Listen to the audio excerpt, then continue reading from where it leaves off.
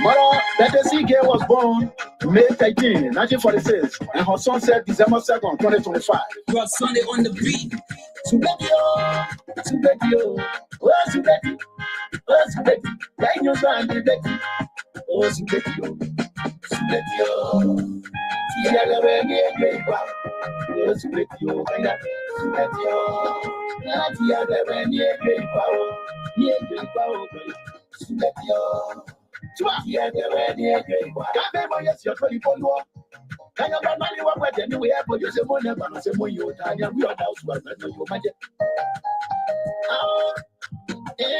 Cause no. To buy like power, you them money, you got them money. You have to get my own. When you play your yes, you won't know. When you play your yes, you won't know. Oh, you work at my own. Now, do what that man better see. Oh, look out to Rabbi. Almost as soon. Don't know what you have to be. But I hell KG Welly. Oh, boy, no, can you agree? Here, 24. I don't know. Let you go to a power. How did you go to a power? I'm going to tell you. Let me drive. See what you don't know. Yes, let you get that. Let you get when you're more you get the see what you are about where power. Now you want to about where power. Let you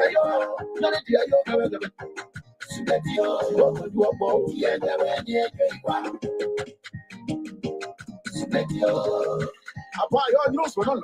But you are okay. My Lino KG Welly. Oh, we're not kind. Or about James GT Welly. Then you be with it. I blame Mr. Thompson, Wage, Dixon Zonge, Contrao Nua, Alita S. Gay, Clarence M. Gay, Contrao, Ado Sasso, Mr. Alfonso Zianso, and Liva Camela, Bravo.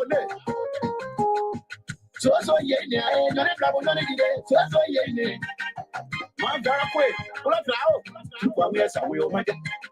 No, when I 2 hours I will. Mama, so we are not going to that's your way. That's your way, young one, young jelly. Damn, walking on damn way. Hold it, I know you don't blow out. Hold it, I'm let it hold it. When I hold it, you don't get it blow.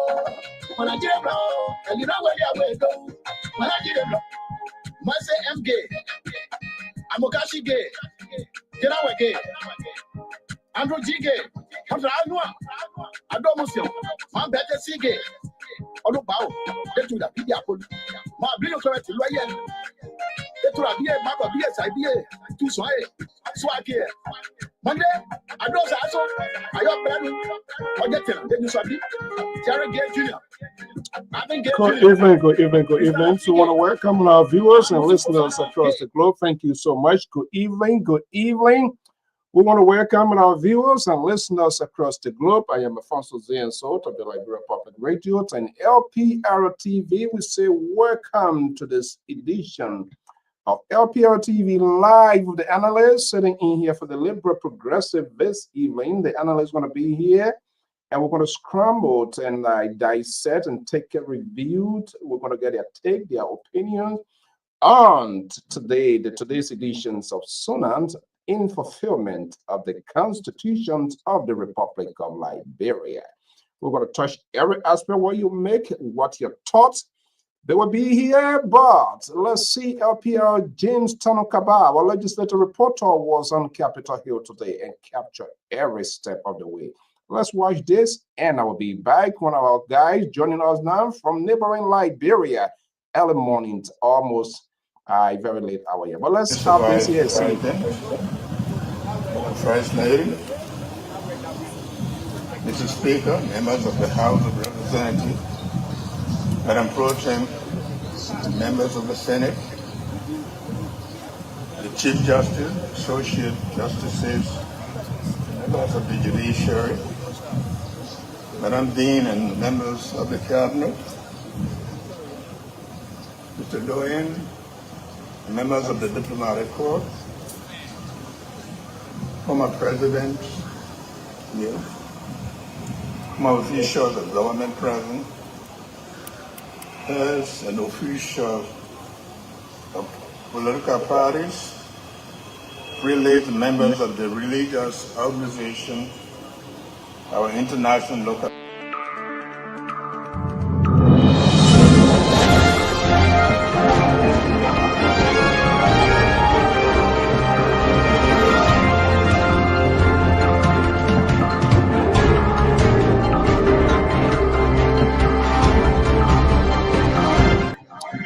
God Almighty, Good evening, good evening. the To say sustainer welcome and to preserver the of our program. nation. Let me move this here. Let me move this here to want to welcome our viewers and listeners across the globe. Very shortly, the rest of the crew going to be joining us here into this editions of Lpr-Tv Live with the analysts, and they're going to be coming in here in fulfillment of the Constitution of the Republic of Liberia. The President of the Republic of Liberia, President Jose Newman Boyka, I mounted the podium, Capitol Hill, first branch of government, where he delivered 20 dissonant wishes in fulfillment of the Constitution. The conversations is out there. People are giving their views and their thoughts. We have our man here, John A. is based in neighboring Liberia in the West African State Republic of Liberia, and he will be contributing here on this network as a means of making it fair, balanced, proportionate, and get everybody get to be involved at this head of the table. So, good evening. Welcome. Thank you, Mrs. O. It's actually a pleasure and honor to be here. I'm no stranger to this platform, and the fact that I was considered to be analyst is actually an honor for me. Yes. I think we should, and in that we want to be in line. I'm going to just allow me to edit this here, so that way we would know exactly what the audience will do, move in line with the audience as well, so that we will have this here. Oh my goodness. Just bear with me. Senior contributor. Yeah. All right. So we're going to be having this conversation here. There you go. Now, senior contributor. Let me bring in Dr. Male Jones, is Lpr analyst, basically right here in the Ocean State of Rhode Island. We're going to have a conversation here tonight. We had the weather here been very crazy and ugly, so we'll try to do some little shift, and who knows if it works out, we'll try to do that. Dr. Male, good to have you. We have not really new to this network, but maybe probably it might be your first time encountering him. A very young, smart man, and as you know, LPR is involved. So I think all demographic, regardless of age or whatever, but people who can make meaningful contributions, is all good to go here. Guess what? The liberal surrender his day, and I asked him why I should say him. He said, "Well, it's just heavy to talk." I don't know in what context he was saying.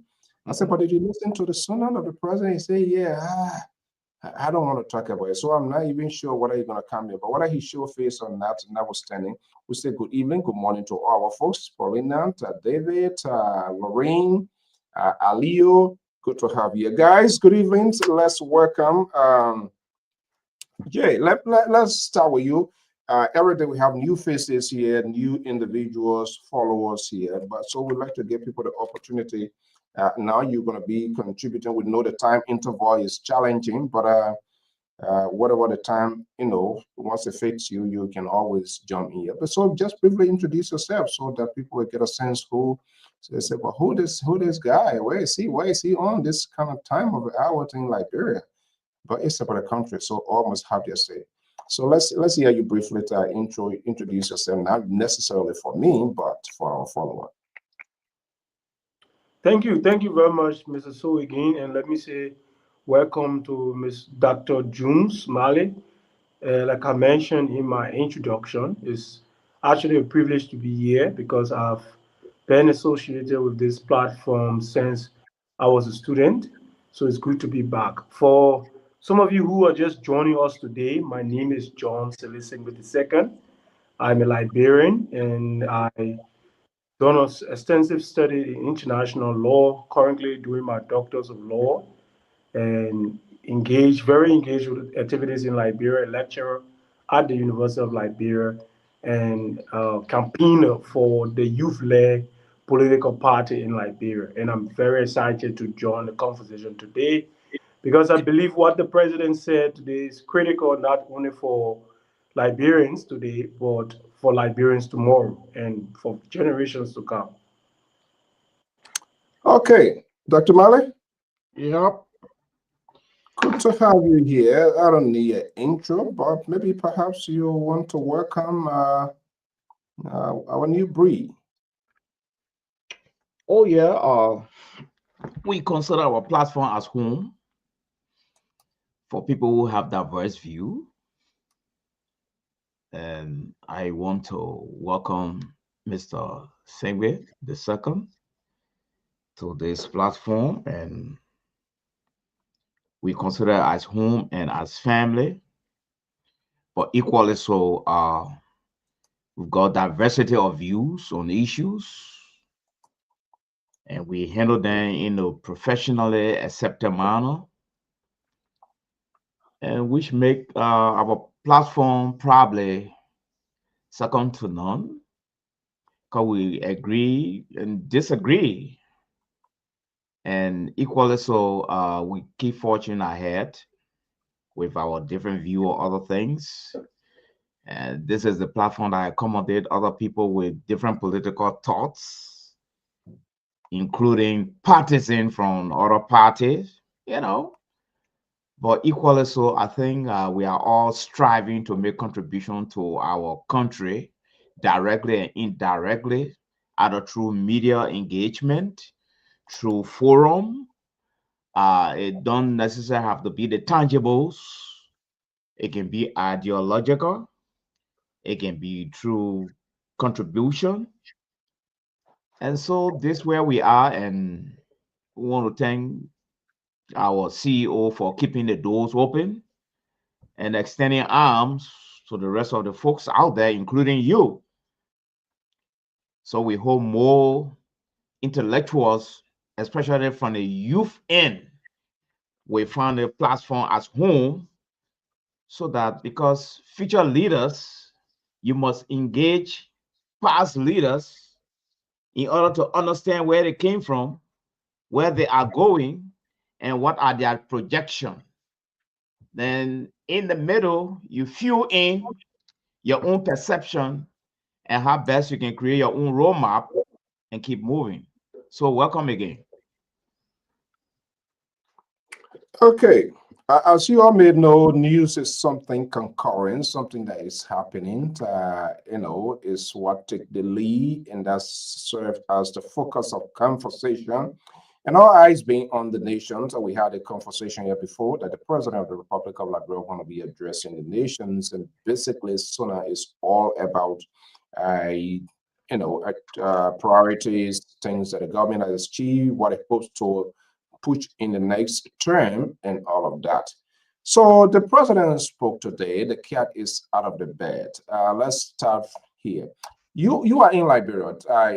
Let's hear from you. What are you hearing prior to maybe coming here? What is the conversations in the streets or ordinary persons, your peers group, people that you have talked to with respect to the address of the president today? Thank you very much, Mrs. So I think it was a normal day, and we want to thank the president for fulfilling his constitutional responsibility on Article 58 of the Liberian Constitution. Liberians, I think from different backgrounds politically, were at the capital. You saw a few opposition leaders. I think that's a healthy thing for our democracy to see that opposition leaders, major opposition figures, were interested in the president's message. And there were also a lot of young people who were on the premises to listen to what the president has to say. So, in my opinion, I would like to applaud the president for feeling that responsibility and also for creating a space where many thoughts can blossom. A lot of people can go, even those that disagree with the content of the speech. And to jump into the general atmosphere, I think after the delivery of the Sona, it felt a bit realistic. The best way I can characterize it is it appears as if the president lives in a completely different world from the Liberian people. Most of what was said in the speech, uh, I would say about 75% of them, they are not realistic because the everyday Liberian person does not need the long speeches and far-fetched data to tell them what is happening. Those things that have been done correctly, where there are improvements, Liberians themselves can tell you that there are, of course, improvements, and where there are challenges that Liberians expect the government to tackle, they can relate to those challenges. So they were Oh, very, I hope we can have the time to unpack different components of the speech. But yeah, there have been some misreaction. I will call it a cocktail of reaction from the cocktail Liberian reaction. people. Cocktail reactions. That is coming from the ground. Let me go to Dr. Mali. And like you rightfully said, we are going to perform what we call a political surgical operation.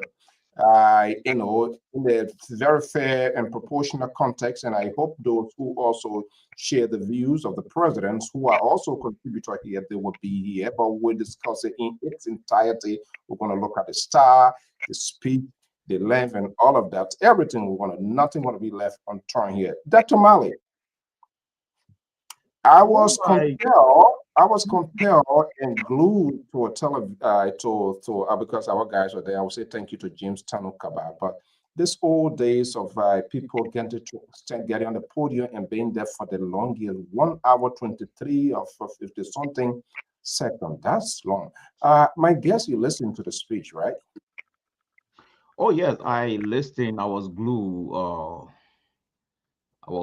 to a system where I listened to the speech from start to finish, and I think the speech consumed 1 hour 27 minutes, Right. and I think the characteristic of this speech, from my own assessment, the speech was much stronger than past two speeches, and it had more relevance than the three administration speeches combined. That's the Taylor speech, the Helen speech, that is Unity Part 1, and including the Joria speech. But actually, I I was using my lenses to see something new and to see something different. And I got to realize that the speech broke new grounds, which I consider it as a plus. Hmm. Yes, there were a lot of new ground broken in the speech, which I really accepted because, as other will tell you, there's mixed feeling about the speech, and that is normal. It's part of the democratic process. Other people will see it from a different lens, and other will see it from a very different lens. And we shouldn't forget the modus operandi of the president deliverables, as we were saying last night. I was it last night or 2 nights ago. The Yeah, we'll talk president will about not be opposition to his own speech. That would be a political suicide. The president will have to give us a comprehensive report, which of course he did. The other thing that was a little different this time around, the president started with a prospect, then concluded with a gray sheet. that was another political strategy. But in a Okay. nutshell, I think the speech was much stronger. Much stronger. And we're going to create a debate, diverse conversation here to once a much stronger comparison contrast is being drawn by Dr. Mali. It's the best in the last 2 or 3 species that is said. And I see John is staring here. John, do you agree with Dr. Mali? I think I respectfully disagree. I think the good doctor is partially correct. He spoke about the strength of the speech, but then strength is also relative, and we will need to clarify that further. What are the basic yardsticks you're using to compare or to determine that this speech was stronger than previous speeches? I think we also got to look at that. But I do believe, I do agree with him on the strategy deployed by the president's team. And even though at some point in time, the strategy was, of course, counterproductive, but I think the president uh, had the attention of the Liberian people. People were eager to listen to him, and he seized the opportunity to propound what he wishes or expect to happen. But on the ground, what is actually happening, I think there were places where the president deliberately inflicted some of the achievements so far. And that, for me, I think was very problematic because people in Liberia do acknowledge that this government has made some significant interventions, but to inflate those interventions sometimes become very unrealistic and it can backfire. So we'll really be looking forward to unpacking what is the strengths. What do you mean if you uh, say that is much stronger than previous speeches? Is this strength in terms of the delivery or the content of the speech? Is this a strength in terms of how realistic the speech is? Is this strength determined by what is projected for the Liberian people, or is this strength determined by how engaging the president was and how topical and contemporary this speech was? So it's something that we can all, I think, discuss because it's really relative when you say the speech is stronger than the past 3 administrations. Okay, so we're going to be looking at the economy. The president, the government does have an agenda, but before I go back to Dr. Malit, to keep our folks in the loop and to catch up with the conversation here, you talk about the president inflicted figures and all of that. What specifically you were able to grab hold that you think it was not just realistic? I think one of the principal things I want us to settle here, to agree upon, is that in as much as politicians, economists are tempted to use data on everything, we have to consider that we are talking about actual people. We're talking about the life of people. It cannot be intellectualized. So, for example, I was particularly interested in the president's delivery on job creation. And the reason I was interested is because you agree with me, Mr. So, that this government, at least through the vice president, has consistently said that the major challenge for this government is job creation, especially for youth. If you check other newspapers in the country, you can see that the vice president has said that. And the president himself, in the recent cabinet meeting he held in Bomi, acknowledged that job creation was a major issue. And today, what we saw was the complete opposite. We saw that the president told the Liberian people that 70,000 jobs have been created, at least short and long-term jobs have been created. The reality is that 70,000 jobs is not something you can create and people cannot have a practical impact in their lives. So that becomes very unrealistic because you're really struggling to defend or to actually track those jobs because there's been no data submitted to say where exactly those jobs have been created. Of course, there are places, sectors that were listed, social protection, infrastructure. Those are sectors that Liberians are engaged with. So The 70,000 job for me, I think it was very unnecessary because the president had already acknowledged previously in this government that they're struggling with job creation. The Liberian people do not have, I think, a very high expectation on this front because the government has done well in other areas.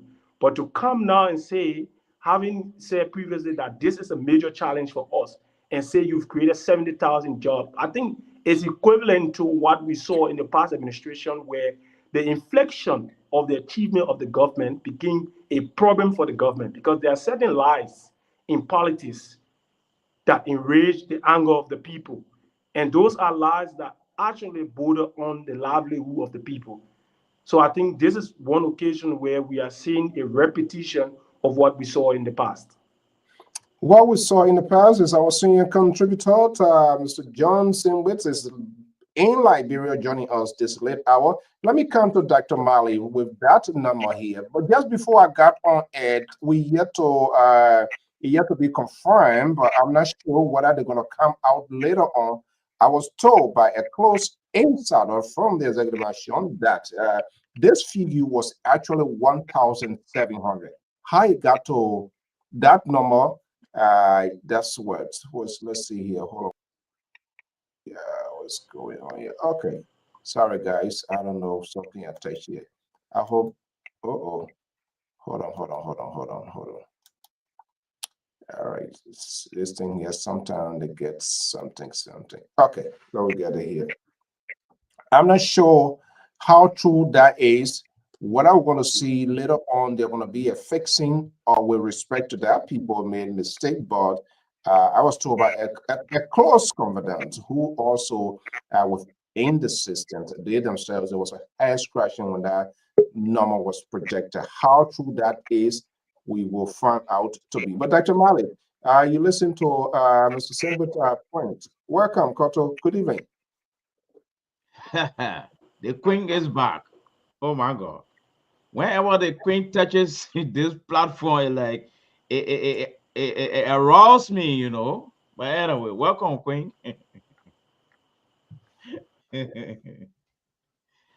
Yes. I first of all want to thank Mr. Singlet for his analysis. But let's put something in context here.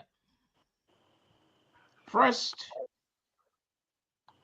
if Mr. Singlet's argument is that the president's speech is not being translated with the day-to-day living of the people living condition in Liberia, it is practically impossible in any society. That's first.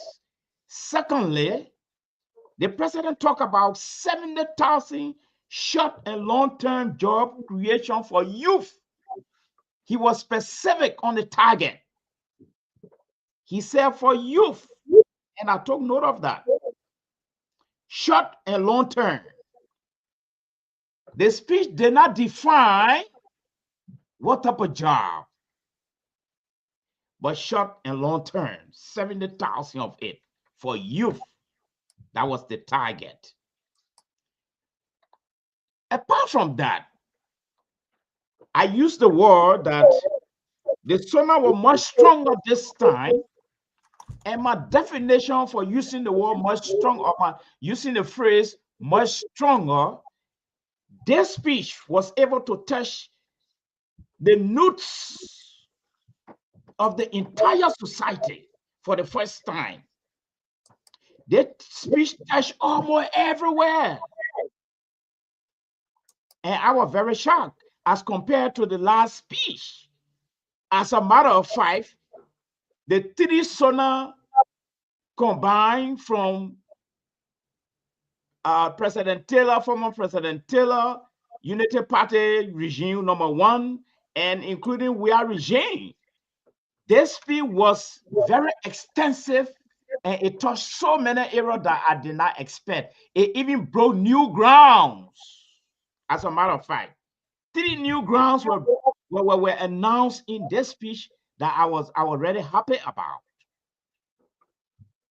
So the argument is that the speech does not relate to the everyday people's life, That's opinion. That's not facts. Those are not facts. Those are opinion. And we cannot use opinion as a yardstick to undermine the strength and the weaknesses of the Sona. Because human opinion will always be there. But it is the fact that matter. If the Liberian government have decided to put in for a loan, they are not going to ask the Liberian government on the basis of the people's opinion in Liberia. They are going to ask the Liberian government on the basis of percentage. That one correction. And the second correction I want to make here is that if we are seeing that there are a lot of disparities in the Sona, then those who challenge in the Sona will have to get on the opposite of the percentage so that we can balance it and make some informed judgment on this platform. And Mr. Semwe have failed to do that. Yes, I agree with him on his disparity, but constructively, what is the other side that need to educate me that indeed Mr. Semwe is standing a solid ground? It's void. So we cannot infuse opinion to justify or crucify this Sona as a CA to have more strength than weaknesses. Thank you. Okay. All right, let's keep it succinct. Once I call your attention, hopefully we are here to that so that we're going to give everybody the opportunity to express their view. And potentially we will open the phone lines to get reaction from our viewers, our listeners, and followers. They are to participate to via line. Koto, good evening. So welcome. Good evening, Mr. So, and good evening to my fellow panelists, to the people of Liberia and those that will be coming to listen to us, those that are here tonight. I'm glad to be here tonight. Glad to be here tonight. How is the weather on our side? We're still going through it here, but anyway. Oh, yeah, very cold weather and bad one, but as we all know, it's something that I mean, we were all aware of it. Broadcasted, and we aware that we have to go by it. So that's how it is. So Okay, quickly here, we try to unpack, unveiled, and I look into what the president said today. He fulfilled his constitutions. The conversation out there, depending who you talk to, there is in terms of the star, the messagings of the president, and all of that. What's your thought? well, thank you, Mr. So I just want to dive into the major concern right now because I really not seeing people going into other concern because they feel that is a broader area where the president have made a major gain, so not too much of a concern in that area. But where the concern has really focused is this 70 million jobs, 70,000 jobs, sorry, that have been created, and people like an eye raise. I don't know, the figure looks so big in the eyes of people. And I see my brother saying it is like you don't see the impact on the life of the Liberian. That is just a drop in a bucket. What is our population? 5 point some more million people, and you just getting that drop. And you want for the people to come and tell you, say we are good with the job creation in our country? Of course, no. That's just a drop for them. And that is, when you make it a report of such, it's a summary, it's a consolidation. It comes from various institutions. It's not sitting somewhere where the bulk figure come from, like, oh, this is from Ministry of Information. Yeah, it's various institutions that come with that report. So you're not going to see it visible, like, oh, wow. Like, I know myself I have problem with that. I want to see the data. But it is not something where you just going to see it visible to say, yes, I'm going to see it. Everybody, it will be impacted in the life of the 5.7 million people. Of So then course, no. So And there I have been think this is any. what you Liberian people want to see, because I hear people, oh, where are these why are these some people I don't have a job? Oh, because I don't have a job, it mean other people don't have job. It doesn't make sense with the argument. I know people are concerned, and this is why the president and the vice president, when they died, were concerned about it. Those other people that do not have job, they are still trying to make avenue to create job for those people. That's why they are still concerned about job creation, because that's one of the major things. Because that's just a drop in a bucket. Yes, Mr. Sir. So how can we validate, before I go back to Mr. Senway, how can we validate it? Because with job, I don't know, I try to see that, I kind of peruse the Ministry of Labor, nothing much here, whether there's a monthly, maybe John can let us know whether there's a monthly job report and where these growth of these jobs, where they're coming from, that way we know. But Yes, if so you're this is where saying for me, from 70,000, that's a good. I mean, it's small. That's a good number, literally 2% or whatever it is of a population. But we need to know where that job is. Who are the beneficiaries of that job? Isn't that important for us to get those sort of details is in order very to important, and my concern, that's where we should be concerned about. But to say it's not visible or it's not true, that's where I am having a problem with. And if you listen to the president, he focused, and when you listen to Mr. Mari, what he said, there were specific areas that these job creation concentrated on. And you talk about infrastructure. And I think somewhere in there, if I'm not mistaken, the talk, I think they mentioned about agriculture area. I'm not too sure because I don't have the document in front of me right now because I'm using my phone. It's only my phone I have with me here. But if you have creation of job in this area, how you think these jobs are created? The other time we heard the the LEC manager talking about those that were on voluntary process at the LEC. They were all going to be in the employment of the LEC. Where do you think all of these job inclusion or employment comes from? It is those very employment that sum up to that amount. So you're going to see it, it's not buck up in one place to say buck figure.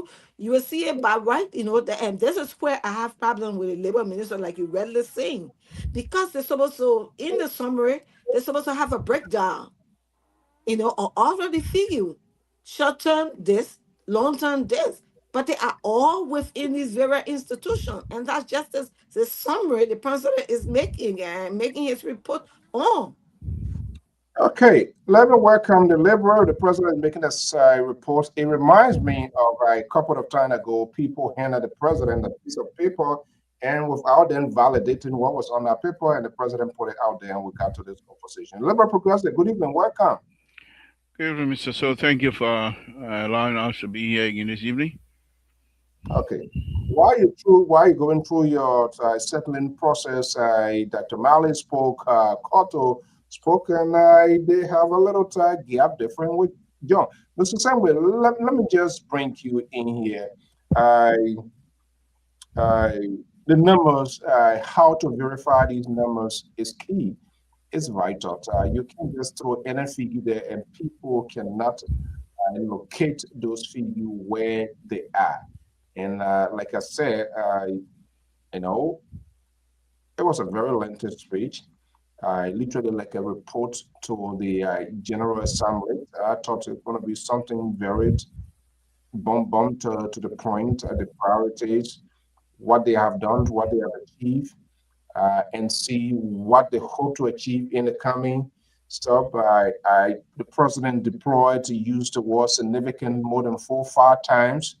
I Ethiopian airline coming back. I don't see that as significant. They were there before, so they're coming back. That's a good year.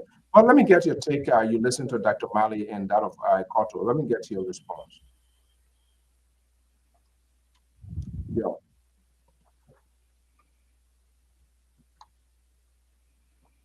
Mr. Simwe, do you want to unmute your mic?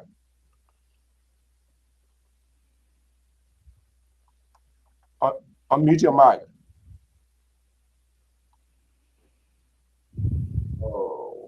John, are you hearing me?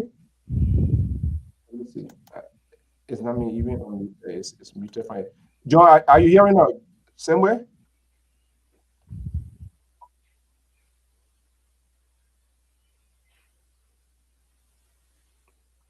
We're not hearing you. Can you unmute your mic?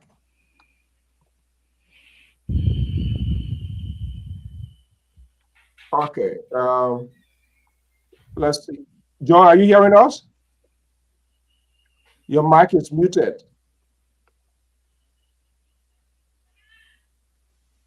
Uh-oh. All right. I'm Liberian now. Let me see here. I think assistant is Yeah, frustrated. I think maybe it's closing. He'll come back. Okay, Libra. You coming from walking? Who's reading it out?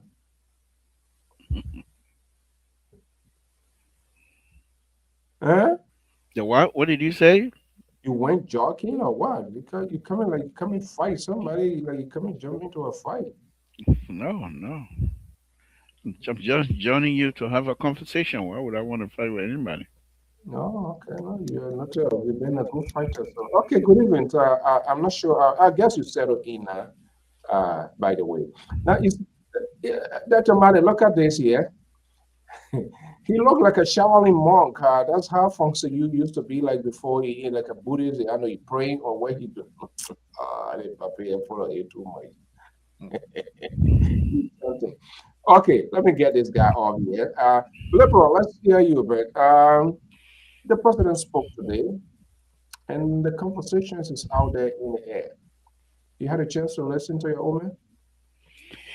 Well, I read a little bit of it. I am not quite sure in terms of listening to the audio. I am unable to do that. So, but I listened. I read a little bit of it, and it's all exciting. To be honest with you, people. I've been reading, perusing the social media today, and people are complaining about the president remark from the initial stage of his speech about the Capitol building, and I was wondering why would anybody want to make fuss of something like that? The president was simply trying to inform us the reason why you're not seeing me in the usual place of making this particular speech. The reason why you're seeing me out here is because the building was on fire, and therefore the building is not conducive right now for us to gather in there. Simply, that's what he was trying to say, but I'm not too sure why people are making a big deal out of it. So I heard you were talking about job creation and what have you, Mr. So. If Liberians want millions job created, they will create million jobs. It is us. If the president, who is the leader of the country, come out and say we will create this much job, let us give him latitude. It left with those who are responsible, team members that are responsible in different sectors to make sure that the president prediction or the president pronouncement come to true. So it is not the president that going to go out here. People were talking about trying to fact check the president, what have you. The president, they said the job is right here. Look at it. He said we will create. And so the president have some sort of a hopefully they have some magnetism to be able to create such a job. Now, Wait, hold on one second. Hold on one second. No. The president says 70,000 jobs. Where are you coming from? 70,000 job what? Were Finish created. created. 70 Yeah. 70,000 jobs will be created, or 70,000 jobs have already been created. 70,000 jobs have been created for the youth. Okay. That's it right there. Yeah. Okay. So 70,000 jobs have been created for the youth. Where industry have you go in with respect to the youth that you haven't been able to see the 70,000 jobs? There were saying we're coming from now that he disputing the You need to number. tell us. No, but you don't come here. No. Yeah, if you're gonna No, we dispute, no the no, liberal. if We if don't you have going no, we don't have the Look, detail. The speech okay, did not give detail. okay, but yeah, it's not the president point to come and give you the blueprint as to where the jobs are. The Wow. president, you see, this is what I keep saying about us. If we Liberians, if we Liberians You want nodding your something, weapon. we will get it.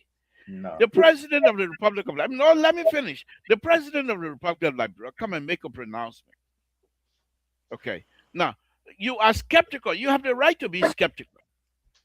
But do yourself some due diligence. The president was a little bit specific in pointing to the youth community.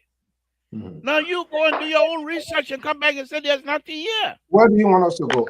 Start with the youth. Okay, Start with let's the youth. go.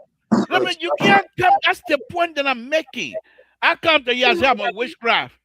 And you say, no, you got witch because you show anybody that you not kill. That doesn't mean what's about. I told you I'm a witchcraft.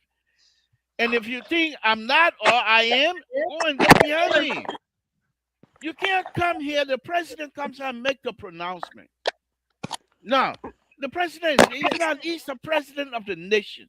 To come and make such a pronouncement, definitely him and his people must have had certain background, whatever it is. They're not going to come out here and make these kinds of story up. They know Liberians are watching, and they know Liberian will fact check. Now you go to the fact check, come back to us and say you said this sector. This is the amount of people we have now. We don't have the 70,000. Then we can have that conversation. But you can't come and say, okay, you said something, show us. No, that's not how it works. Oh God, what a night. This is the amount of people we have now. We don't have the 70,000. Then we can have that. Could you microphone, sir? John, are you there? John, you hear me now? Can you unmute yourself? I don't know why. Same way. John, you want to unmute yourself? I don't know why he's. Call he direct. Yeah. Can you unmute yourself? Okay. Yeah, I can hear you very well, Mr. So. Okay. You're listening to the drama. By the way, the liberal is abortion. So his talking point, Can you hear me, Mr. So? Yeah, go ahead. Yeah, we're hearing you now. I think it's really interesting. The conversation is really interesting. Yeah, you listen to your colleagues. Let's get you took a different line, and you see. I think the conversation is really interesting. You know, I love the way Dr. Mali and Mr. To is trying to make excuses for the president. And if you push their arguments to the logical extreme, what they're saying in essence is that every president should have a carte blanche to make any pronouncement, make any remarks, make exceptions without having to show us evidence to support those claims. And I think that is really a bad practice in politics because the very foundation of democracy is built on accountability.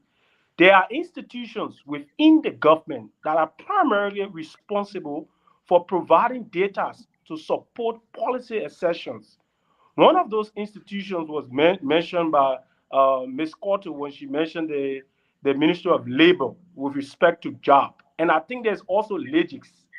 So we cannot accept the president coming to us and telling us I've created this number of jobs. And I think that's where Mr. Toh tried to spin it and to make it look like the president was projecting that he was going to create some sort of job. The president said we have created 70,000 jobs.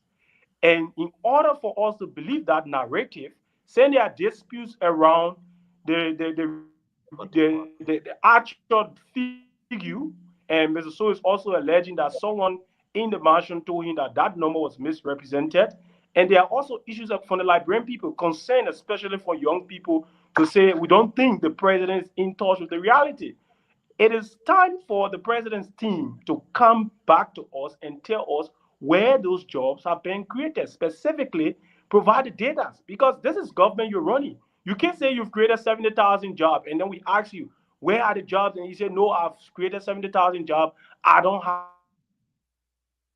the data. I think the president owes us an explanation to let us know where those jobs have been created, because there are a lot of disputes around if those jobs were actually created. But moving beyond the question of the job, I think we have to deal with the issue about the street case also. We have to talk about those issues.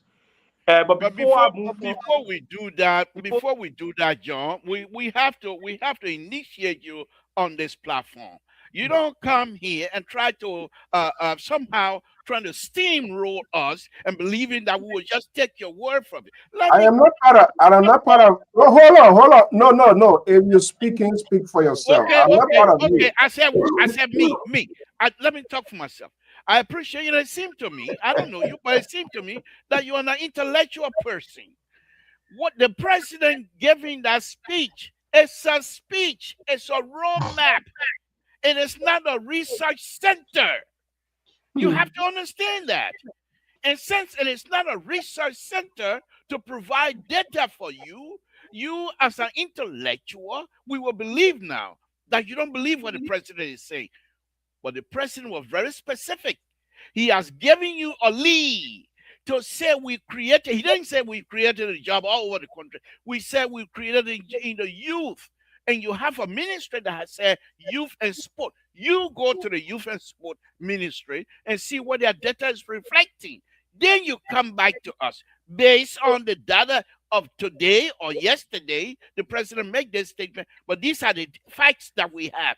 Then we can have that conversation. But you want me to sit here and say the president did not provide that? President Waka is not doing a research for the Republic of Liberia. He's giving you a roadmap of what the country is and what the country is going. So for you guys to sit here, for you guys, it's very much challenging for me to understand that Uh, the president for you to say and say, "Where are the jobs?" That's okay. not what he's Hold on one supposed to second. do. John will add a point, but Liberal, on a daily basis, you are getting to be a very dangerous person on this network. The way you talk and the way you conduct yourself, it's dangerous for democracy. Mr. And I So, don't think I I'm, hate to burst your bubble. I'm not here for kumbaya. I am here to be truthful, and I'm here to say my you're mind. not being Speak my mind. truthful like the president. You're Don't not worry being about truthful like you. the Are not the president. president. I'm saying to you And from you're my Mr. telling perspective, So, Mr. okay, So. hold I'm on. saying to you Okay, from I'm my not going to argue perspective. with No, you. no, no. Let me make a point. You Hold on, can't come here one and second. call me a Hold ridiculous on. thing, and you expect me to lay it down and run with. Let me tell you Okay, this. I can be the most ridiculous hold person. hold Let on me one finish my second. statement. Hold Let me on. No, no, you can't finish. no, but I have I to gotta finish go. my segment. You done? All right, let me go No, back to I'm that. not You're not done. gonna No, be. no, no, Mr. So you can't do that. You can't bring me in the public like this and expect me to cowtail to you. Now, I am not a dangerous person on this platform. In fact, I am one of the most loved on this platform. Now, let me Okay. say this on a very serious note, Mr. So. We cannot and we must not expect emotion to take over this type of conversation. You're doing If you, exactly. no, That's no, exactly what you're doing. I'm not. You can't tell no, me that I'm CEO, just can I come Okay. in, Okay. please? the point No, that no. I'm Listen. making. All Let right. me Now say, listen. We let me need say to this, have a and you conversation. guys can go on with it. Let me say this, Dr. Mali, please, 1 minute. Let me say this, and you can go with it. The president came with an address to the nation. The president did not come to present a research, certificate or research result. He came and said, "We have created a job among the youth, and there's a specific ministry that is responsible for the youth. You have the right to be doubtful. You have the right to be skeptical in terms of the president's speech. We're not asking you to take it for what it is, but if you're going to dispute the president's speech, you have the right to do that. But show us some backbone, and then we can have All that right. conversation." Okay. John. Uh, this is what we have on this network. They get a saying that saying there's no bad bush for a child. So we allow them to stay. We can't sanction their voices, but we will expose them of their doings. See, this is who he is, and I don't see anything to be Mr. changed. So Let me get back I to you, think then I'll it's go to back. Mhm. I think the term rule here is that he who alleges must prove. I understand Mr. Stowe's point that it's not a research proposal, but Mr. Stowe has lived in the U.S. and he's very cognizant of public uh, access to information and accountability. I do believe that everyone in the U.S. would be very concerned if the president of the United States of America will come and make some ridiculous assertions or announcement. What we're saying is that we do not completely dispute the president's statement, but we do believe that there are some skepticism around the exceptions. And we want the president to provide supporting evidence. And you're asking me to provide, to supply the data for what the president said when it was the president who said it and who should be providing the data. So all I'm telling you, on the other hand, is that those jobs have been disputed in Liberia because you cannot see them. It's not in Urban Monrovia, for example, you cannot create 70,000 jobs and you haven't impacted the life of young people. Statistically, you haven't pointed to any data to tell us that job youth unemployment has declined as a result of this job. You haven't been able to point to any one ministry that can supply data that there's been a certain amount of employment activities going on. All we've heard that the president made a statement and the Liberian people should go and do research. I don't think that's what we should be doing because my government there in Bond County does not have the time to go and do research on what the president is saying. I think the president has a team that we pay a lot of money with taxpayer money to come to us and tell us things and be able to provide some evidence. But let's go beyond this unpacked. One other thing the president said, and I think we need to look at critically, is the number of kids that have been unified with their parents. In Liberia, it's no secret that street setting is visible to the blind, is audible to the deaf. Kids are on the street selling every day. It has become epidemic. The president has said to us that we've made some intervention that has led to 13,000 of these kids being unified with their family. We also believe that the president should explain to us because we are on the ground. Mr. To, I'm not disputing your right to have an opinion on the issue. I'm not saying we should burn the presidency down. All we're saying that we are on the ground. And as I conclude on this point, I think one of the fundamental mistake the CDC made was this kind of political assertions where you come and tell the Liberian people you've removed 27 million people out of poverty, you've created jobs to the extent that every Liberian can benefit from the popular agenda, you've supplied electricity to Cote d'Ivoire. These were the very issues that enraged the Liberian voters because the CDC government was saying things that were not actually fed by the people. So all we're saying there is not like we hate the presidency or we hate maybe the Unity Party. We're just saying that people on the ground we talk to every day they cannot authenticate this data. It will be in the interest of the government, in the interest of public accountability, to explain to us where those jobs were created. Because the government has acknowledged that there are challenges with job creation. The ministries themselves have complained about inheriting a government that is very oversized and there's no opportunity to create Why further you run jobs. away? We also have not seen any substantial investment in the country. So we are looking forward to the data, and we want the Ministry of Labor and that of Legis to supply those data. Then we can have the conversation about what the president intends to do. Thank you so much. CEO, Why you disappearing from the screen? You don't like what he's saying? CEO, 30 seconds, please. Mm-hmm. I think the burden of proof lies in the hands of those who making the allegation. I agree with Mr. Segbe. So I think the challenge is with you and your organization now to educate the Liberian people about what the details are. This is the president's speech is a raw material. We are all processing it, right? So if the president came out to say 70,000 youth jobs were created for 70,000 euros, then your institution or your entity should now engage those very entities that are very relevant to you to provide you the statistics and come and educate us. Indeed, it's true or it's lie, and you put the government on the spot. But as far as I see it now, is that we are spinning this thing around, trying to politicize this thing. That's what I would have done. Like, for instance, you just bring in CDC illustration. The CDC finance minister said they took 27 million people out of poverty, and our population is just 5 point some million. So that is logical. You don't have to go nowhere and find these facts.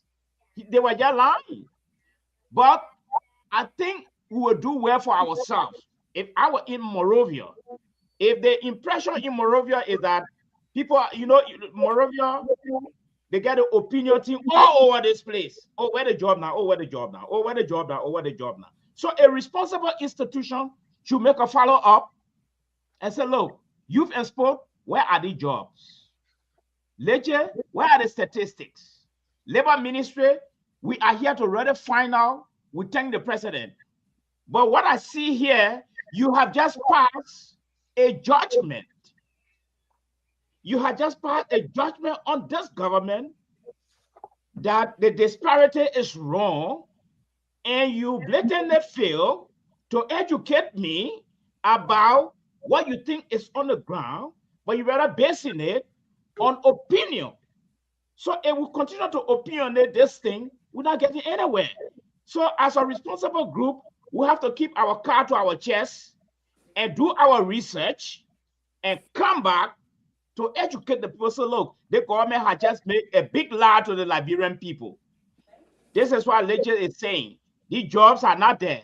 These are the statistics. We can't find these jobs. It's supported by youth and sport. It's supported by the labor ministry. The president cannot do that on the platform while he giving his speech. His duty is to give us a percentage.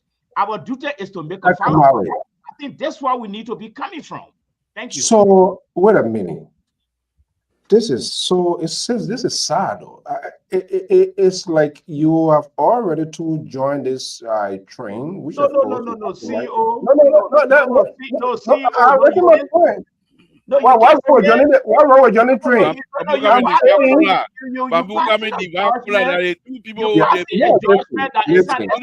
are passing a judgment. Well, I have the right to pass a judgment. I'm expressing my opinion, but I'm saying this is sad. You have a president of the country, by virtue of the Constitution's mandate, to address the nation, to speak to the nation on the current affairs, which sort of summarizes the entire what they have achieved in the government and what could be the next priority set. And you have the Ministry of Labor. In fact, all agencies of government, the collections of information constitute the Sona of the president to say, this is what we have made progress, this is what we have done. The president came and said, this is what have been done. And you telling me where I get Ministry of Labor, where taxpayer paying, where that's their job to tell us what is happening within the labor force. You have legislation and all of these institutions. Are you saying they didn't submit any annual report to the president to get this done? We should go back there. Hold on 1 second. The Ministry of Labor, it should be a responsible institution. It should be a responsible ministry. Anything comes out, it should be on the official website of that ministry to justify what the president is saying. There's nothing, and you're telling me to go do research. To do research to who? Moses said, welcome. Okay, let me ask you a question, CEO, before you move on. I am asking a question now. Yeah, just 1 minute. I said yes. If I were on the ground with a civil society, I would keep my card to my chest and keep silent and go do my research before I attack the government. That's what I'm going to do. I'm not going to even come on the platform to say this. But let me just ask you this question. In the era of the anti-corruption report, the president said 11 indictment. They did not say what personality or what foreigner are in the indictment. The president also said there were 2 convictions. They didn't tell whether Liberian or foreigner. He also said there were 1 acquittal. We don't know whether you're a Liberian or a foreigner. 4 persecution is ongoing. So the president got to give you a sum. It left with us now as advanced and high functional citizens to move on now to challenge the government. Who are these people? What are the percentage? They tell us. You see, I see you taking side with Mr. Singbe, try to spin this. It's not a matter of taking side here. This is another hypocrisy at the highest level. The president can tell us that. Listen, and this is my point. The president can tell us he buried Nesido, they buried Tobo, they buried this one, but they can't tell us those ones that they are what they are hidden. They are hidden facts. This is a speech, Honorable. This is a speech. If the This is president will have to give you I all the come up percentage, saying this you is know more how or many less. times the president will take to be on the podium there today, then the president will still be speaking up to now. There's no time for that. So the president just gave you I'm a not box. gonna. Okay, We can all make right. our Let's leave it there. assessment. A Let's CEO. leave it there. First of all, that thing issue have been like just a regular report to the Senate, and not together. But we're gonna get to that. Let me come to Moses. Good evening. Welcome. Koto, are you back now? Good Yeah, I evening, don't know why everyone. I'm just being kicked out. I don't know. I think for your then you check your devices. I think that Lpr is very peaceful tonight. Maybe that same way. Okay, Moses. Good evening. Welcome. Good evening. How's everybody? Great. To the listening audience out there. Yeah, we are just taking a review. I believe you do monitor the president's speech today. So, what's your own take? Well, I saw some of the coverage, and I didn't see it from the beginning or to the end. And then later on, I saw other people being given the podium to make little remarks. So I cannot deduce from what I heard any kind of conclusion. However, listening to the conversation between you and Dr. Marley, I think the president is highlighting important issues that he thinks the people need to be informed on, and not everything for the entire year. And it's customary to give a Sona's report to the citizens. And I think those reports are geared to tell I don't us know. I the would state just of get mute. I affairs. don't know. You doing? The state of affairs. I try to set a Kato, system or it's still going happening to me. We're hearing you. we're hearing you, and you're interrupting us right now. But I can't hear anybody talking. Moses, we're hearing you. Yeah, carry on, Moses, and I'll go back. I'll go to her. Yeah, I don't know what she was. so for me, it sets the platform for people to review what has been done and individually and come back and see what is expected to be done. What kind of improvement is being done moving forward.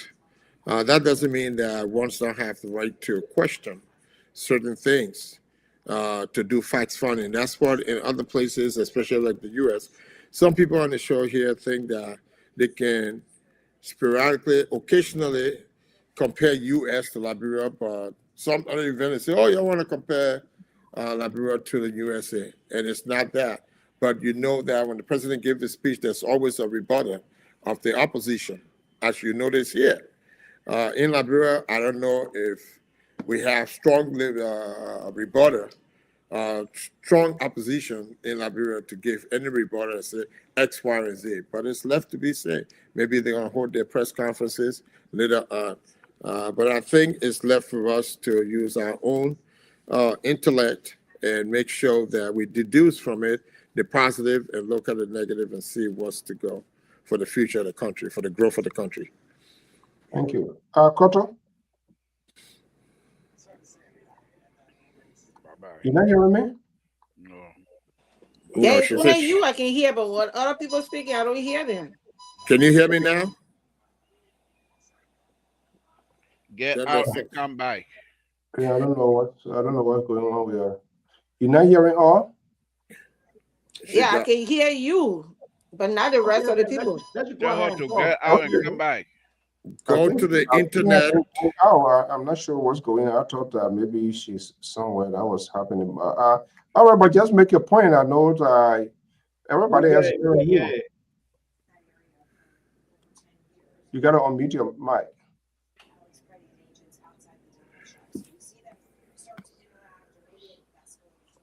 All right. I don't know what's going on with Mike. John, are you there? Okay. Well, we also going to open the phone lines here to get reaction from our folks. I think people also want to call in here. I have some observation. Okay. From where? From this platform. From what? From this platform. I'm not too sure whether you and Dr. Madi came here clandestinely to try to overthrow me tonight. But I was hoping that when you guys sit here, you and your co-host sit here, you will try to mention my name as being this is the conversation with Samson Toe, and we're sitting in for Mr. Toe tonight. But I've been hearing them for 1 hour and I've not heard that. So so folks, I'm not. You see why you're happy? So they came specifically tonight to overthrow me. That's what it is. But we are not going to kowtow to them. We will sit here and explain to them. Mr. So let me get back to the conversation if you don't mind. I think this young man, Joseph, I hope he become a regular here. I think he brings out the intellectual spirit on this platform. And I think I'm gonna like that. I'm gonna like that, and because I think with this young man, as I young don't as think so. You're already getting nervous. Mr. So, let me make my point. As You're young as getting nervous. in Liberia and coming and be articulate like such, I think it's going to be very enjoyable. But let me say this here. Quid pro. What quid pro? You coming start now, Julian? I tried to tell the young man he's a quid pro. Yeah, you give him something so he can capture you. Wait. The man looking at him and saying, I'm a liberal. He looked like liberal to me. Look like conservative. But you trying to draw him to the liberal side now. Okay. Now No. He seemed to be a conservative. You heard his statement being demanding. No, I didn't hear his statement. Oh, he demanding factual code. I will hope to hear his statement later. He's a conservative, and we'll deal with him from that perspective. But let me just say this here. Okay. Now, the young man came out and saw evidence of which is good. Hold the feet of the government to the fire. That's good. We respect that. However, I think you guys are putting the cart before the horses. Because what you have done here, John, what you continue to demonstrate here, if these people, they were so inept, let's assume that they were unable to produce this evidence. But what you have done and what you people continue to do, you're giving them room to prepare themselves and come up with other documents. Now, Liberia and Liberians are not dumb anymore. You can't put a wolf over the eyes of Liberians anymore. They are a educated Liberian, young Liberian, educated, and they know exactly what they're looking for. You can't fool them. However, let me say this here. The president's duty, as far as I'm concerned, I was just looking at President Tuber's speech of 1974, similar style.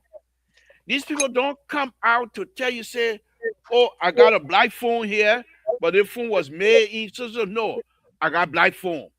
Liberian government gave me full black phone. Where is made? You check it out. Now, here's the interesting thing here, John.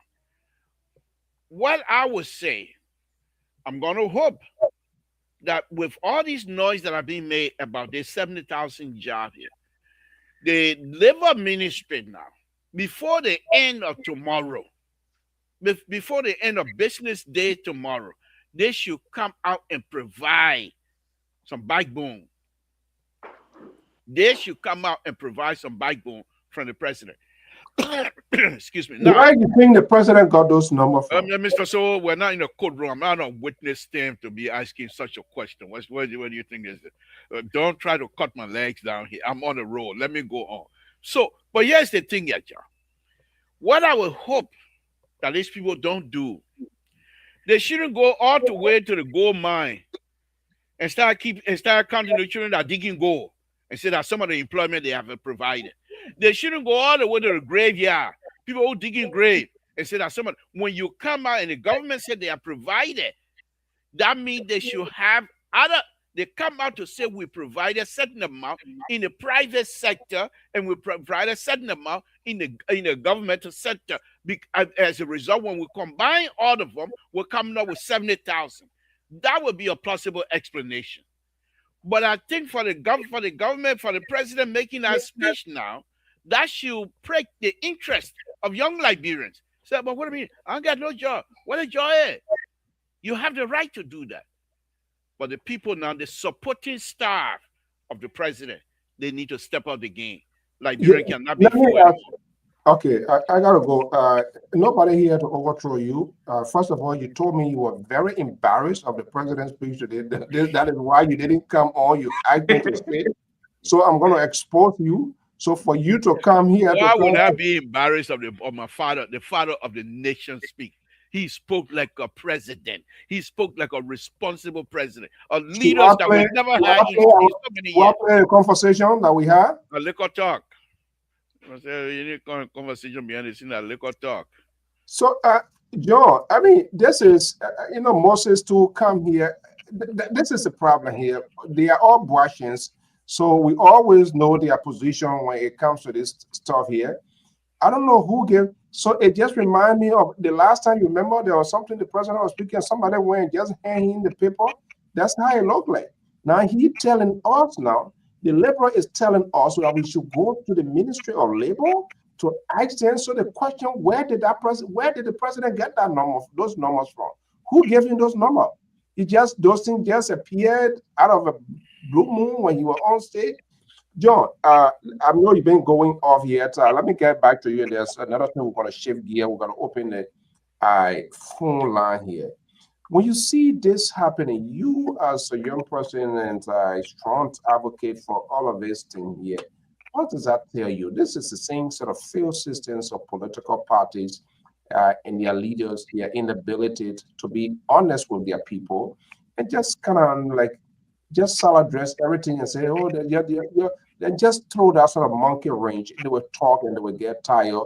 They get their surrogates, they get their talking heads, like the liberal progressive and his ally. That's exactly what they are doing here.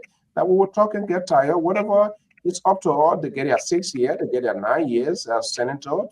It's in their column. So when 2029 comes, we will deal with it. That's what he's telling us. We got 12 years, Mr. So.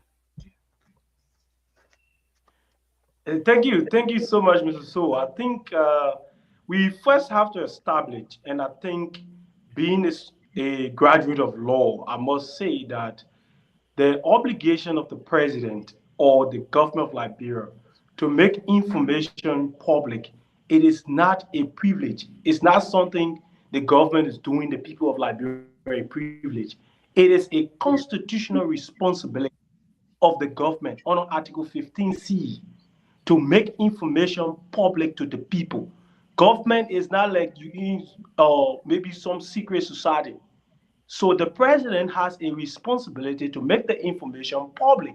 The running of government has to be public to the knowledge of the people.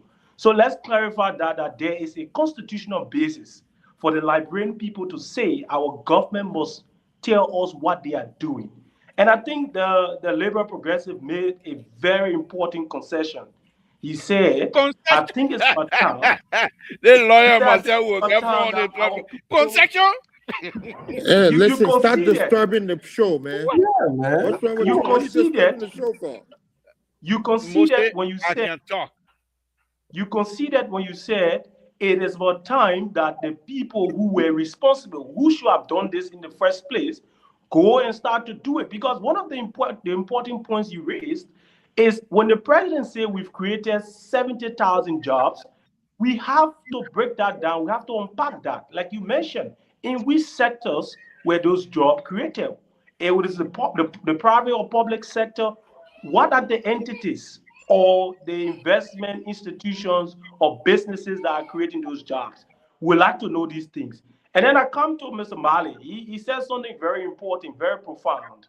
He said that the president mentioned the persecution, indictment of official, and etc.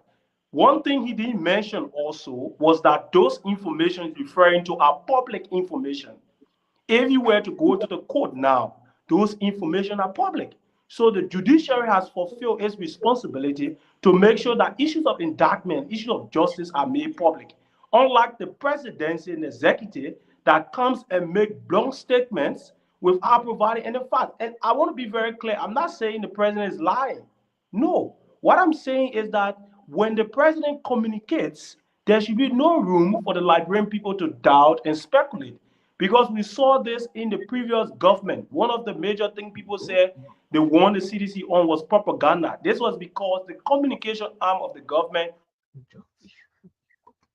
that leave the people with more ambiguity than clarity. So what we're saying, we celebrate the statement. We want more jobs to be created. We are not against job creation. In fact, we are advocating for job creation. But we must be able to follow these jobs and we must be able to trace them. So as a young person, I'm disturbed that being in Liberia, unemployment is a major issue for young people. Unemployment has increased, but the president, on the other hand, has created 70 jobs.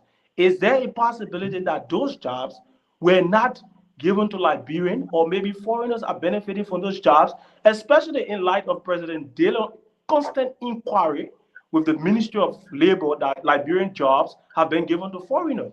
So we want to know, we want the government to clarify this thing. We're not saying to you that the president is entirely wrong. All we're saying that we have a constitutional a basis to request the president to make those information available. And this should not be an issue of damage control, like Mr. Suggested. It should not be damage control. The president, like you mentioned rightly, Mr. So, the Sona is a collection of different policy instruments or achievements from different ministries. And the Minister of State and the presidency has a responsibility to verify everything that is put within that speech. Because in the end, the Liberian people will want to probe further to know what the president is saying. Like on the issue of health, we've seen some statistics on health. We've seen some statistics on the economy about growth and inflation declining. We've seen the statistics. We can verify those ones. All we're saying is that job creation is a major issue in Liberia, and any message from the presidency on this issue should be as clear and succinct as possible. He looks a little bit guilty, and I think Can I come in? Yeah, hold on 1 second. I think the liberal looking a little bit. I think some remorse kick in now. No, Moses, you gotta wait. You gotta wait your turn. Why I gotta wait my turn? No, Moses, what are you talking about? You just Moses, you are interrupting people disturbing here. the show. You are disturbing the show. You know what? Let me say this here. Let me say this very quickly, John. You mentioned something here that the president, according to the Constitution, is obligated to provide information timely. Is there any specific time stream, timeline in the Constitution that the president have to provide when he make that statement that certain information should be provided within 10 hours, within 24 hours, those kinds of stuff? Is that stated in the Constitution? I doubt it. Now, I'm just telling you, I'm just showing you little stuff, even though I'm not a lawyer, but I think I play one on TV. Let me just go further than that. Let me just go further than that. Oh, man. Let me just go further than that. Let me just go. You need to stop this. No, Mr. So, let me finish. No. Mr. So, you can't. Beautiful English. Thank you. Let me go on. Mr. John, you also stated that the labor ministry or the other ministry have done their job, like the judiciary has done their job. When Dr. Mali mentioned about the cases that the judiciary has, you can go there and find out. Have you gone to the labor ministry and unable to ascertain those kinds of information? You haven't done that. Okay, you expect the labor ministry to put that out there. That's fine. If it is not out there, after the president has made this statement, let's give them some latitude. And I think when we do so, we will all win as Liberians, because many of you are doing your best to make sure that Liberians benefit from this government, which we appreciate, but give the government some latitude. Thank you very much. Just look, Dr. Mali, let me bring you in, Moses Khan. But the Liberal has become a complete embarrassment to this network. His argument defending the indefensible is just profound. And we can't just be doing this. Yesterday you found on things that today happened. You do not have the balls to come and say, this is dangerous for the country. You use the word kahuna instead of using the other. You don't use those kinds of language in a public TV. Then we understand that. Go ahead.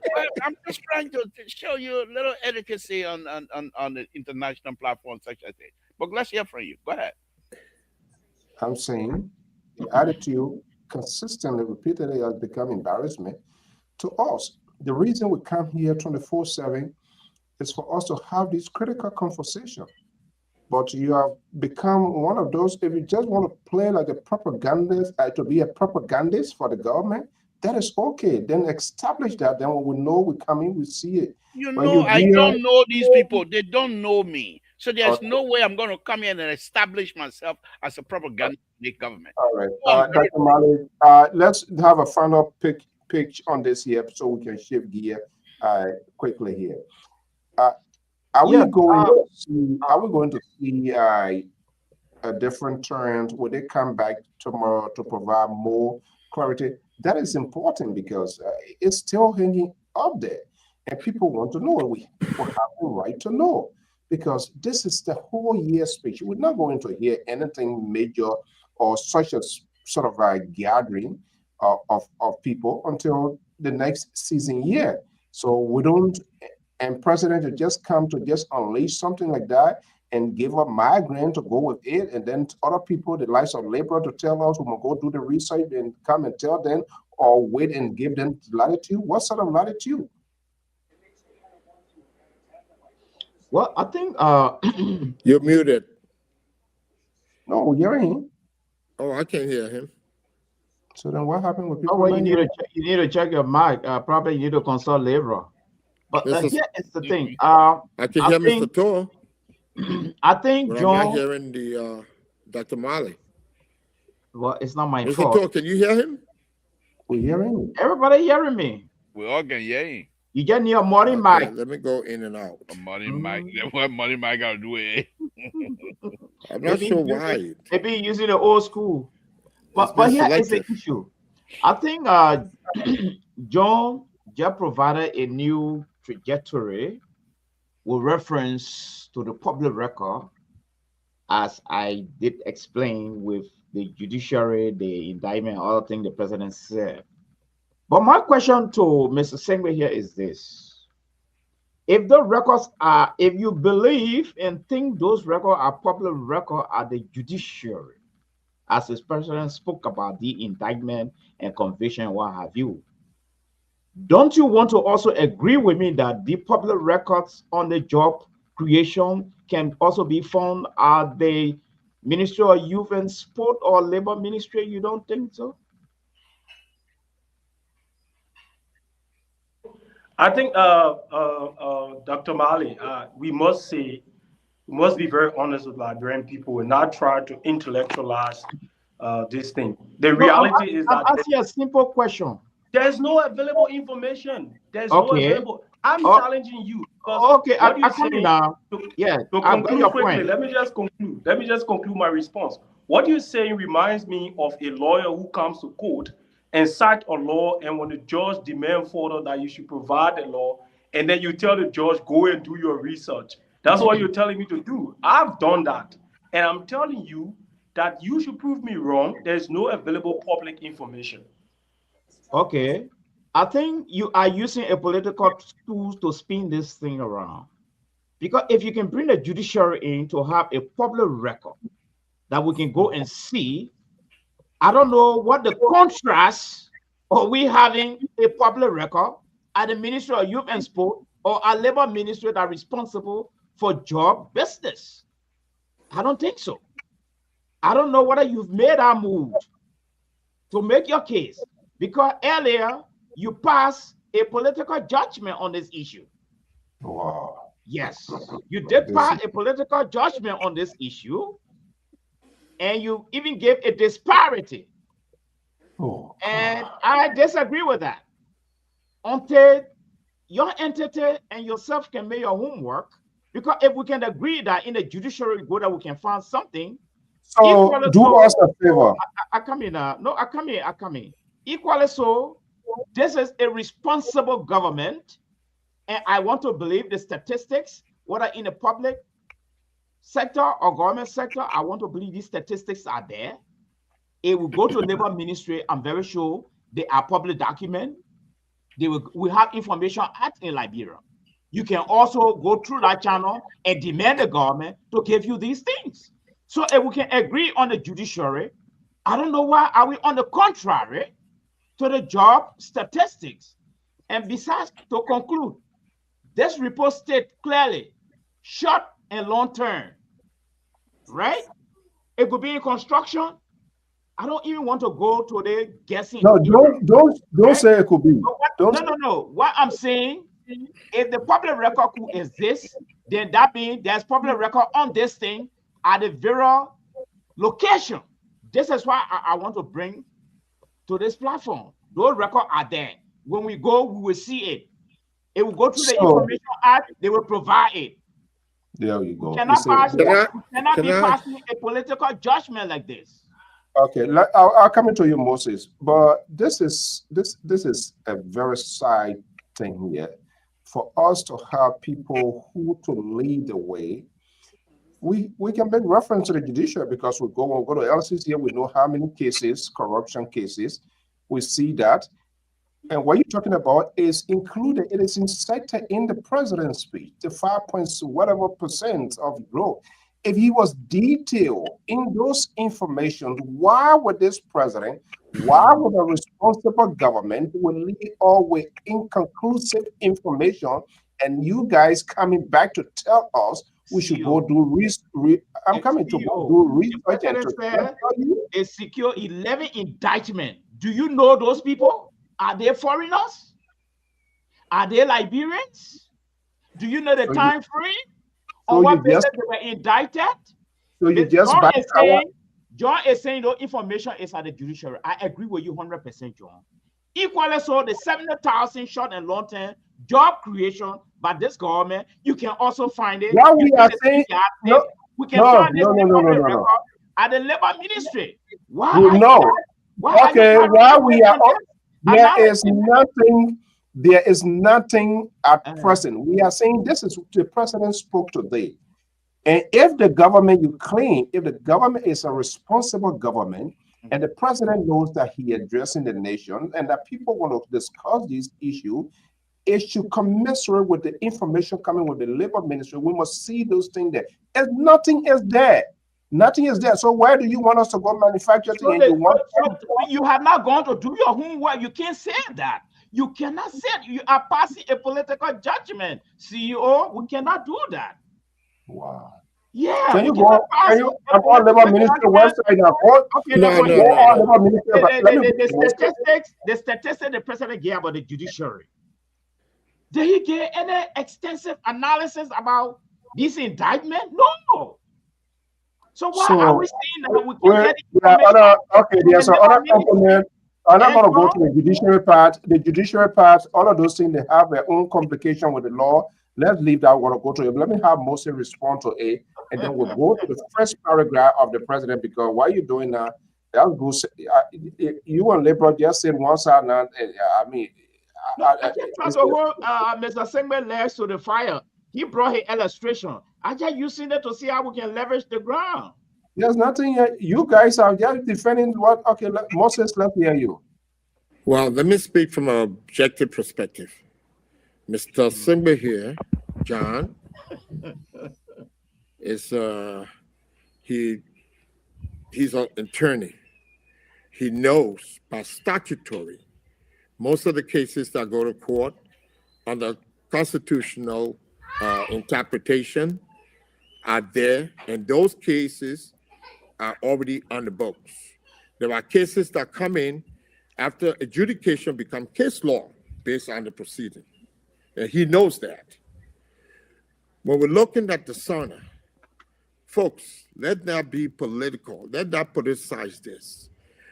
The objective is that's why in the great United States, that's why I say we need to go and start to replicate some of the things that we learn from the outside that is workable in our system.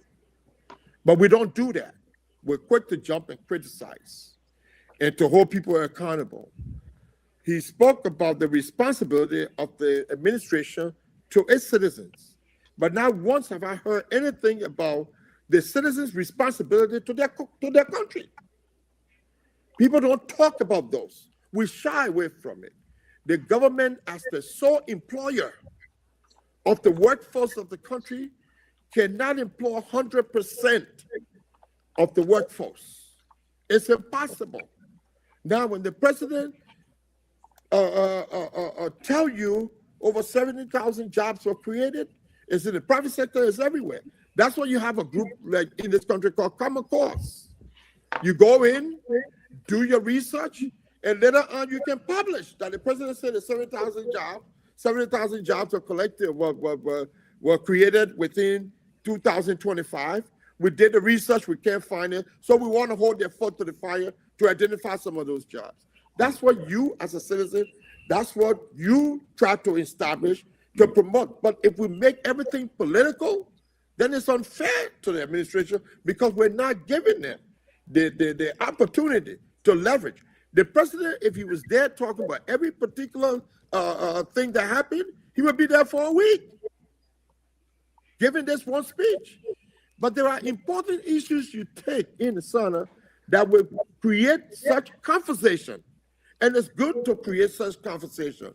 But you see, my travel to Liberia, I have deduced from there that the person who speaks the louder is the biggest politician and most speaks on accuracy. When in fact they're done. They're done. They bring about issues and they speak on it, they speak over everybody's voices, and then they win.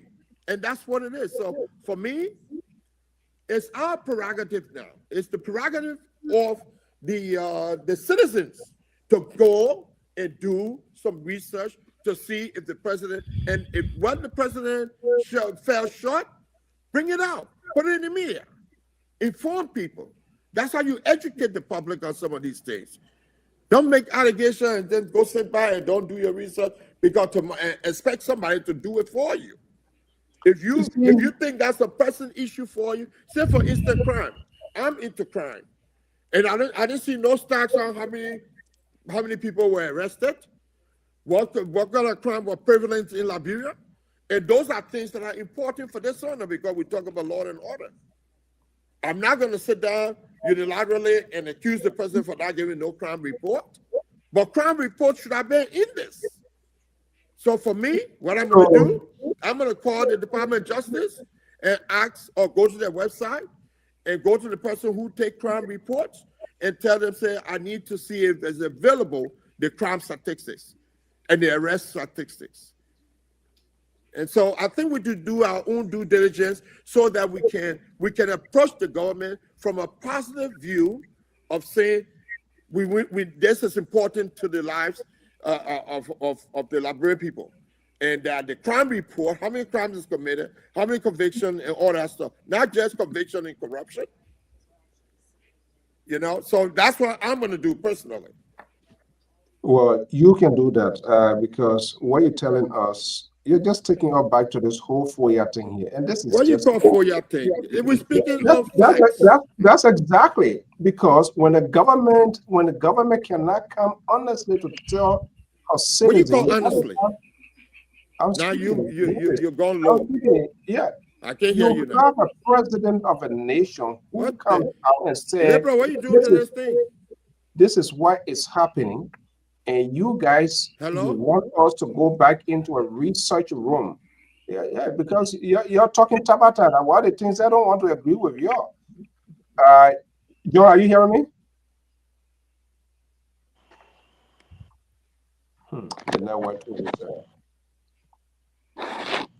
So let me say this here, Mr. So, while we're trying to get Mr. Sigbe and John. John, you hear me? No, not yet. Are you getting me now, John? Yeah, I can hear you very well, Mr. So. Oh, okay. So one quick thing, Mr. So. No, hold on. I'm not coming back to the topic. Hold on. Every time John log up and come back in, it shuts somebody's off. Then you get off. That's what happened with her. When he left just now, you were talking and we were listening. He left and came back and it shut me off. It didn't see anything to cut to. Okay, that means that means the system don't want you tonight. Oh, it is. No, but every time he logged on and come back in, it shuts off. So what do you want him to do? No, I'm just saying. That's what interrupting us. How you get to know? Why you somebody? Are you electrical? Are you electronic? Listen, I just noticed something. That's my own job. You gotta observe. But we're not making. We're not committing any crime here. We're not committing any crime. He went out and came back in and shut her off twice. Two times it happened. So let John shut. Let John He go come, No, go off we he mute. come don't. and bring, We, he come and bring a I'm just crime saying. investigation on us tonight. No, yeah, I'm just saying it's happening. Seriously. look, all right. We are all He making our logged in. It's interfering with the communication network. That's all I'm saying. I don't see the connection in that. All right, Because let him log off now and try it. You'll see. No, we're keeping out. Yeah, now let him stay. Oh, you see? we're not going to Oh my goodness. start experimenting. Yo, hello to the people, man. I just observed the problem here. Now they play, you come and bring a police Can we investigation go here ahead again with tonight. Go. go ahead with the program, Uh, please? John, I want your number so I can call you offline. Okay, he you gone. know You him, come or back in. because you're kerosene name? Wow. Hello? Most say you know him. You see? I can't hear you again. I Okay, keep then telling get y'all. out. Then get That's out. what it is. You spend money I and can't buy hear good you. equipment. Okay, so I Mr. cannot So hear you. Mr. So let me say this here. Let me I read told this you. to you. All the Maybe noise you're making, all the noise you're making. Let me I read this. cannot hear you. Remove Singway, let him come out. yeah, they can be Yeah, listening move police captain here. Let John come back in. But let they me can be read. listening to the Okay, let Timon let and let the let other John people. let John go ahead. So John, Yes, sir. here we are. You have Moses Sembe on the other end. I mean, I don't know where their connection coming from. Where he say he's screaming beyond that. No, I'm not screaming. I just told you. So he logged out. I couldn't hear you no more. John, let's hear you. I mean, I don't know these guys. It's just sad because they're telling us Dr. Mali or tonight here. I don't know what else to say. That we should go. Yeah, I think, Mr. So, I think I'm as surprised as you are, and most of what have been said with respect to the judiciary, I think you put it right. If you take your phone and go to LACC website, you can verify most of those things. Unfortunately, I have stated here repeatedly that I have been on those websites and I have not seen those information. But Mr. Mali is still finding it difficult to believe me. But on the contrary, he has not made similar efforts to You just disprove me. making a new revelation. So I'm still looking forward to him bringing on the stage those information, at least to elevate the conversation. But I also believe that we also got to be very careful because I see an attempt to limit this entire conversation just to the job question. I think there are many other parts of the Sona we have to take into consideration, and we're more than happy to discuss those other assertions that were made in the speech. But I'm also very reluctant because, in the end, most of what we're going to be talking about, those ones that we've raised concerns about, those are things that cannot be verified. And even if we have a conversation around them, we will come back to this argument again that we should go and verify it for the government. When you look at the issue of gender ministry leading on street selling, there's no data to actually substantiate that claim. There's no data so far. And I just wanted to say this very important thing on job creation. If anything has happened in the last 1 year with respect to job creation, is that jobs, particularly in the social protection sector, has declined. Don't forget, the Swedish embassy was pumping over 1.195 million into the Liberian sector, especially with respect to gender protection, social protection, child's rights, environmental issues. Now the Swedish government has decided that they're going to leave Liberia. If you calculate today how many colleagues I know personally who are going to lose their jobs or who have already lost jobs as a result of this withdrawal. Then there's the other issue of USAID. USAID withdrawal was a gradual process. And how many Liberians who were employed by USAID have lost their jobs? Then there's the issue of the increase in work permit being sold to foreigners. Those are concerns we should also be discussing. And I think this forum should not, should not be tempted to renege on the issue of traffic management. The president in his speech spoke about security.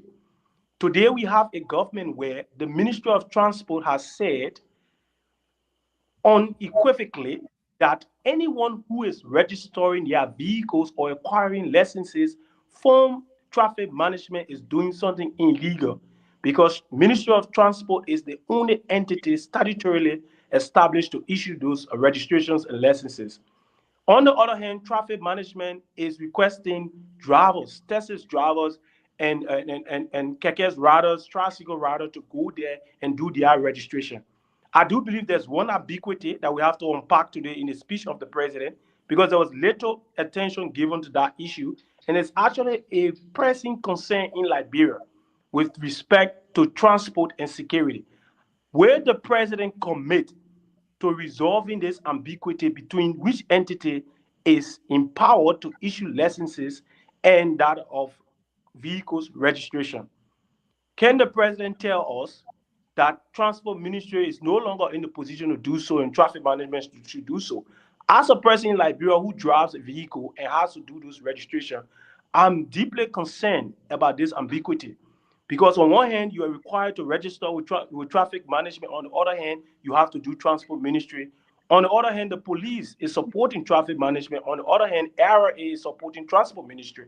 Those were some of the things I was looking forward to see in the president's Sona. How do we resolve those issues that are very concerning to the Liberian people? And I hope the progressive and Dr. Mali can also clarify those issues, because usually what we get as a response is we should go and verify those information, or we should give the supporting arguments. Mr. Sewe, I think let me pack the first one first, and then the second one I can come to that. The first one here about this job creation, that would be my end on that one. No, we're done with that. We're done with that. Mr. Just go to the So, one. Mr. So, you are not here as a dictator.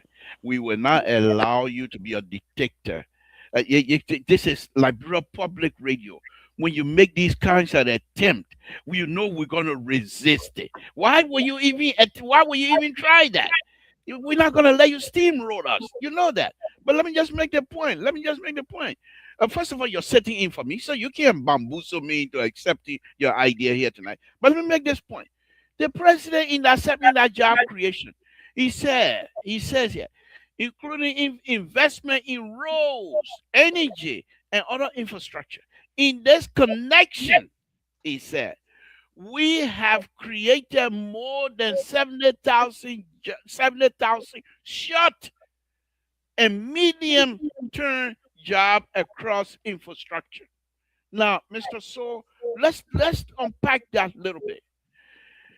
When the president came to power, he had a statement: no car gonna get stuck in 90 days under my administration.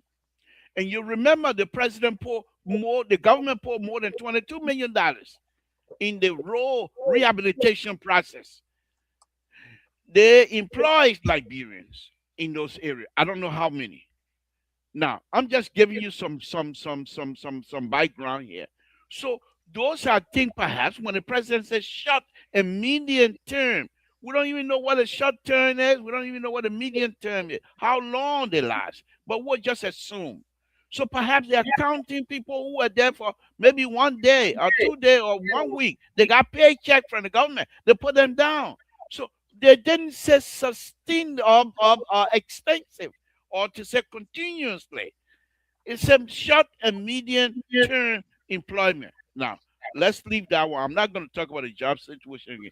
Mr. Segway, you're quite correct. It's a conflicting situation. We are not here to be a praise singer. That's not what we do on this platform. The liberal does not. Mr. So, will you are doing that. Mr. So, the liberal is on the floor, please. I am not a praise singer. The point you raise here, we've been raising these points for a very long time. I, on the other hand, as an engineer as well, I'm saying that the Ministry of Public Works, the Transport Ministry, and the police, they all three have to have a constant conversation among themselves in order to resolve the driving situation in Liberia. One thing.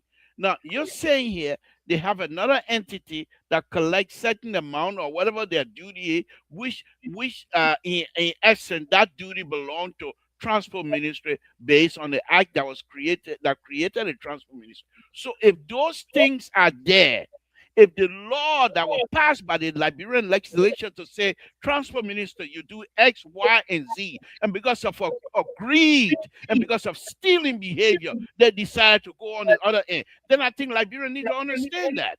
And your point is quite correct because it's not only confusing to the Liberian people, but how do you generate fund? And there are certain people who think they have to do X, Y. It is wrong. I would say that very quickly that it is wrong, and we will expect the president to address that. However, if the Ministry of Transport feel that they have the right, the Constitution and the law is on their side, they are working at the pleasure of the president, will and pleasure of the president. You take your case to the president and let the president make that decision as to whether this other entity is the one going to. The president can split the stuff, but in order for you to split that job, from my perspective, you will have to go back to the lawmaker. Let the lawmaker clearly define that we are taking this part of the whatever it is, taking it from the transport ministry and putting it in these people's hands, and it must be stated as Was part there of the law. do you know what I was a legislation before they go into Mr. So the Ministry of Public Works, the Ministry of Transport was created by an act, and I'm sure what John have articulated here, those process most likely they honor the Ministry of Transport. Now, like I said, I'm not a lawyer, but I play one on TV. This is what you get. Some of us who are not in favor of a big government. This You is can't now come. What that have to do with anything, Mr. So? Can I, you talk your own? Let me talk about. All right. I am saying, John, these are problems that you will always encounter when you have a government that believes in big government and believes in making political accommodations so that people that support them, people that cheer out for them, they must be accommodated. They create all sort of autonomous agency, ministry within ministries, even though they are doing the same thing. This is what you get. And somebody must be the big boy in the room with pants on to take some hard decision. Now this person is missing. And they're telling us now they will take this case to them. Are they not aware this has been ongoing for a while? Why can't they tell us who is who? We saw that the Ministry of Lands, Mass, and Energy, and they took the section bureau there, they created Land Authority. Okay, if that's the agency they want to have as a group for the Ministry of Transport, let them say, instead of by creating that sort of confusion with customers, you either register multiple places. What is that for?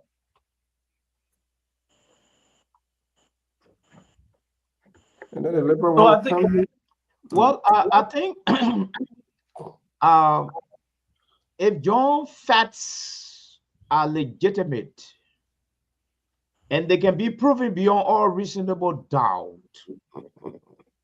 that they have the two arms of so-called transport system running that duping the system, that's illegal. If those facts are there, I agree with John. If the facts are not there, then more research needs to be done. And John also stated that the president has to do something about this. I completely disagree. The government of Liberia is not President Boakai, and President Boakai is not the government of Liberia. They are just constitutionally elected representative, and he being the head. This is where the government have got constitutional arm being paid by taxpayer.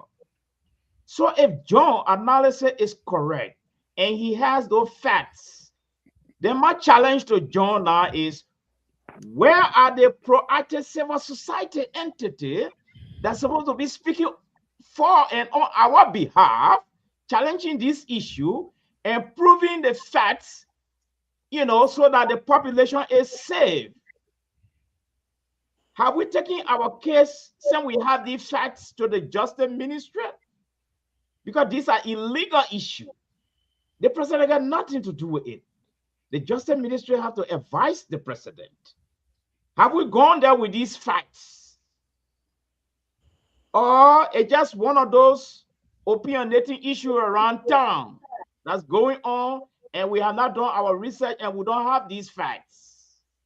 If we have them, Joe, I agree with you 100%, it's illegal. And people should be rounded up and they be taken to our judicial process and be persecuted through the Justice Ministry. But this is not the direct work of His Excellency, the President of the Republic of Liberia.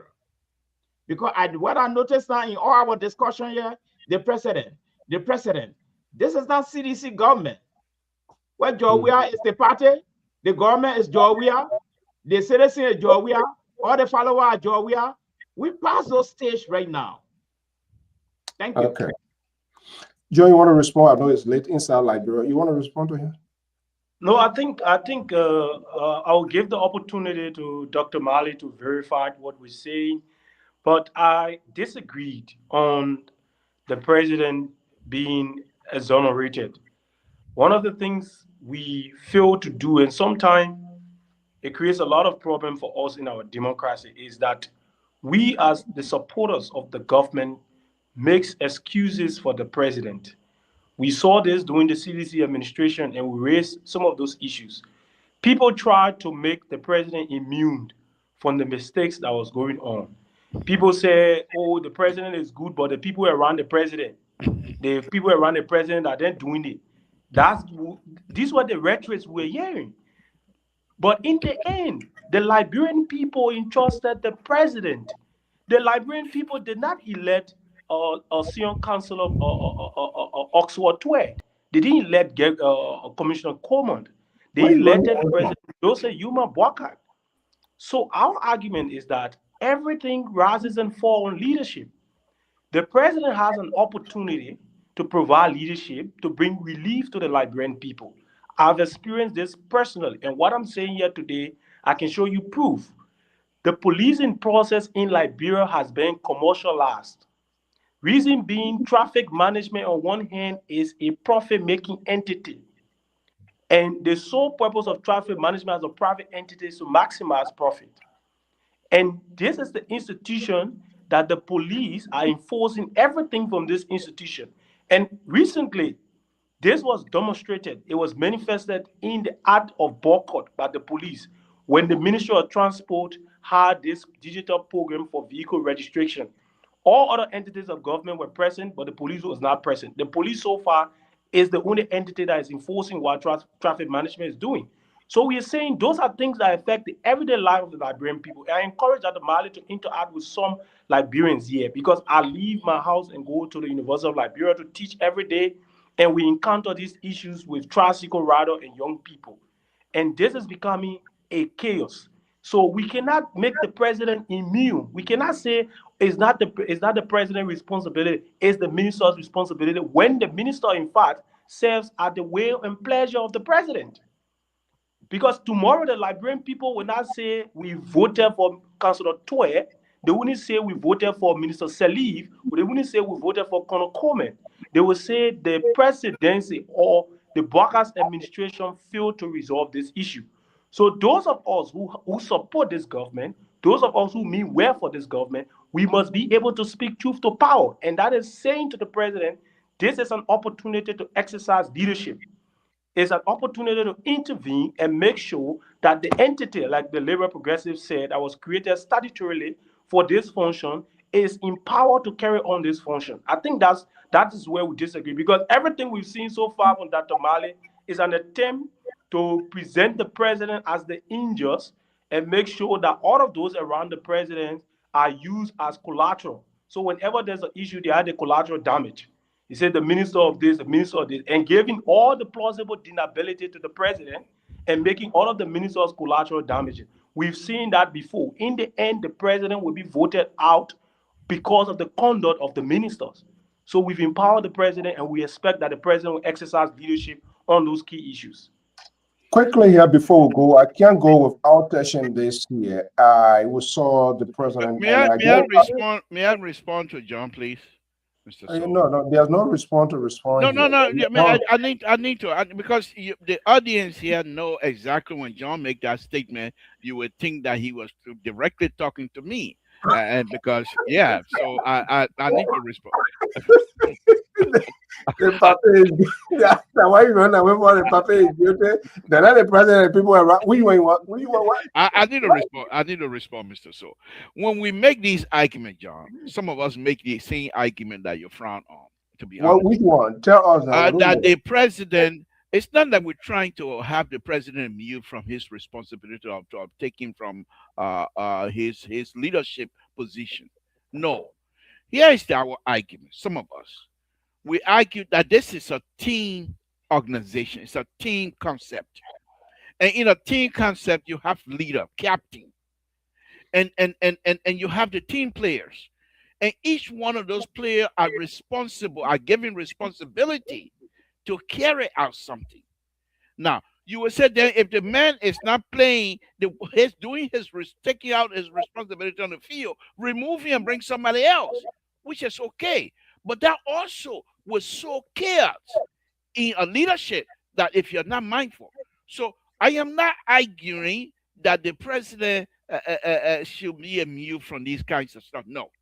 But my argument is this: those who have the response, the president among 15 million, among 5 point something million Liberians, the president selected certain people to work with him to make sure they carry out his arrest agenda.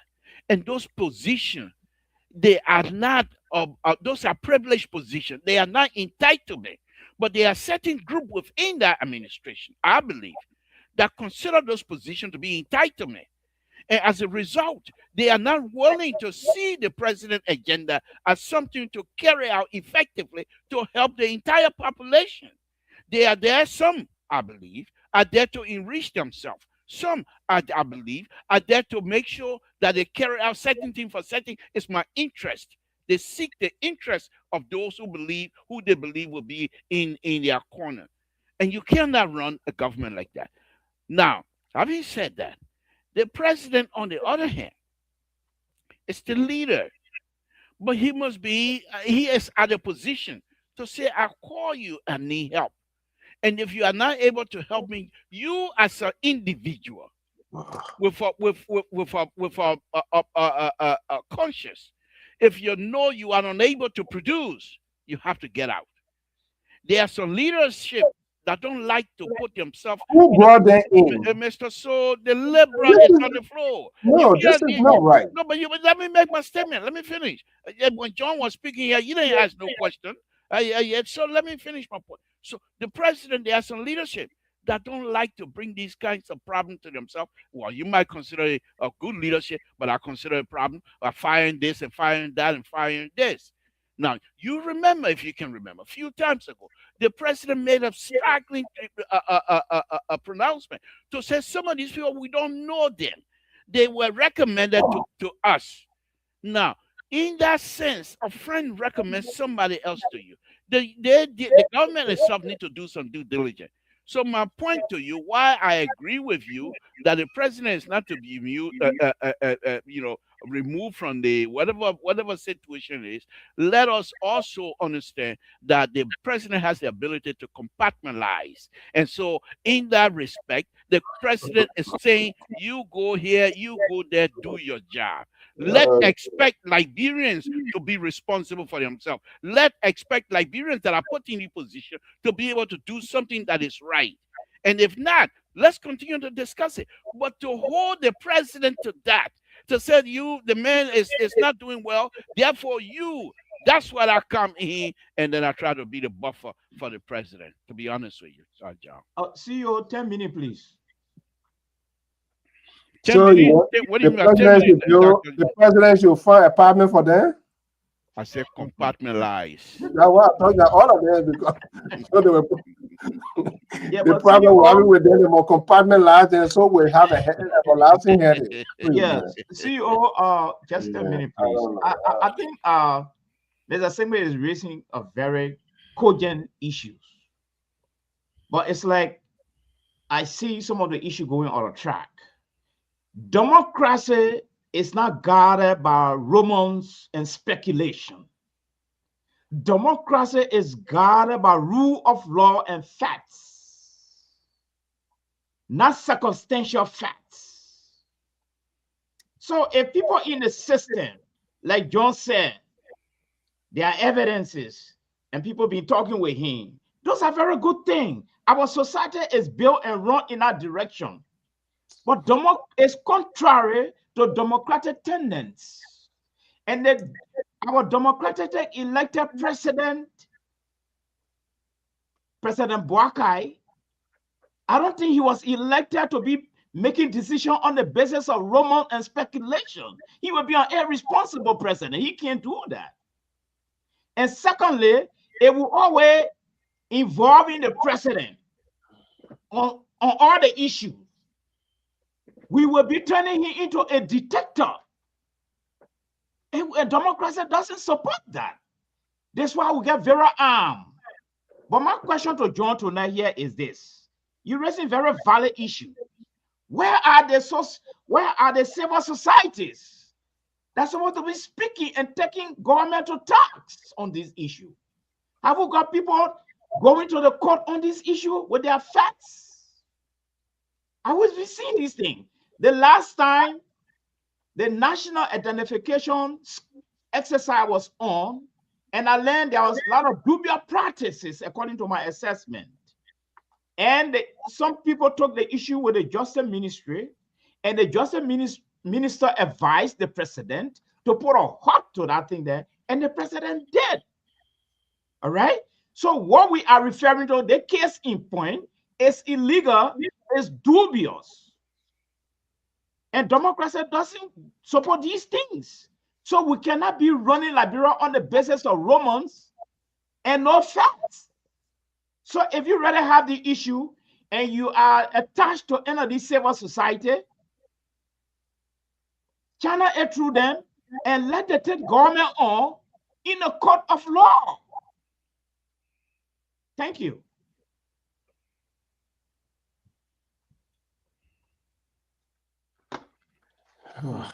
Wow. So you were asking him, Mr. So can eat your tongue?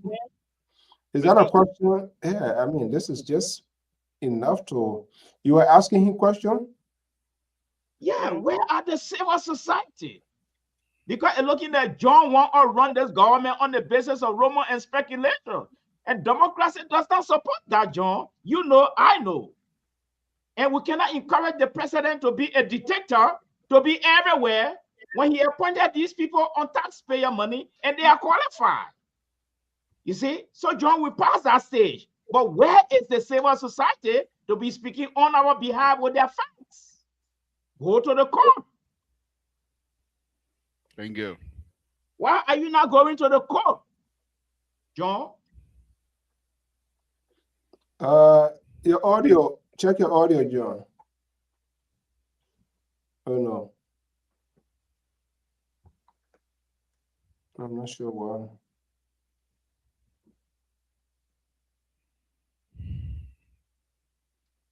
You're looking at John and Koto and Sebe, I don't know, their own competition tonight. I don't know that, John. Now I'm at least stable. Now I can hear you guys. People you disagree. You disagree with me on that, Mr. So. Are we closing now? In place. Why the people not taking the government to court on the issue? I said it now. I can hear anybody again. Oh my God! What's the matter? I said that the new snow coming on. I said I can hear anybody again. John is raising some valid issue, but my question now is: we are running a democracy.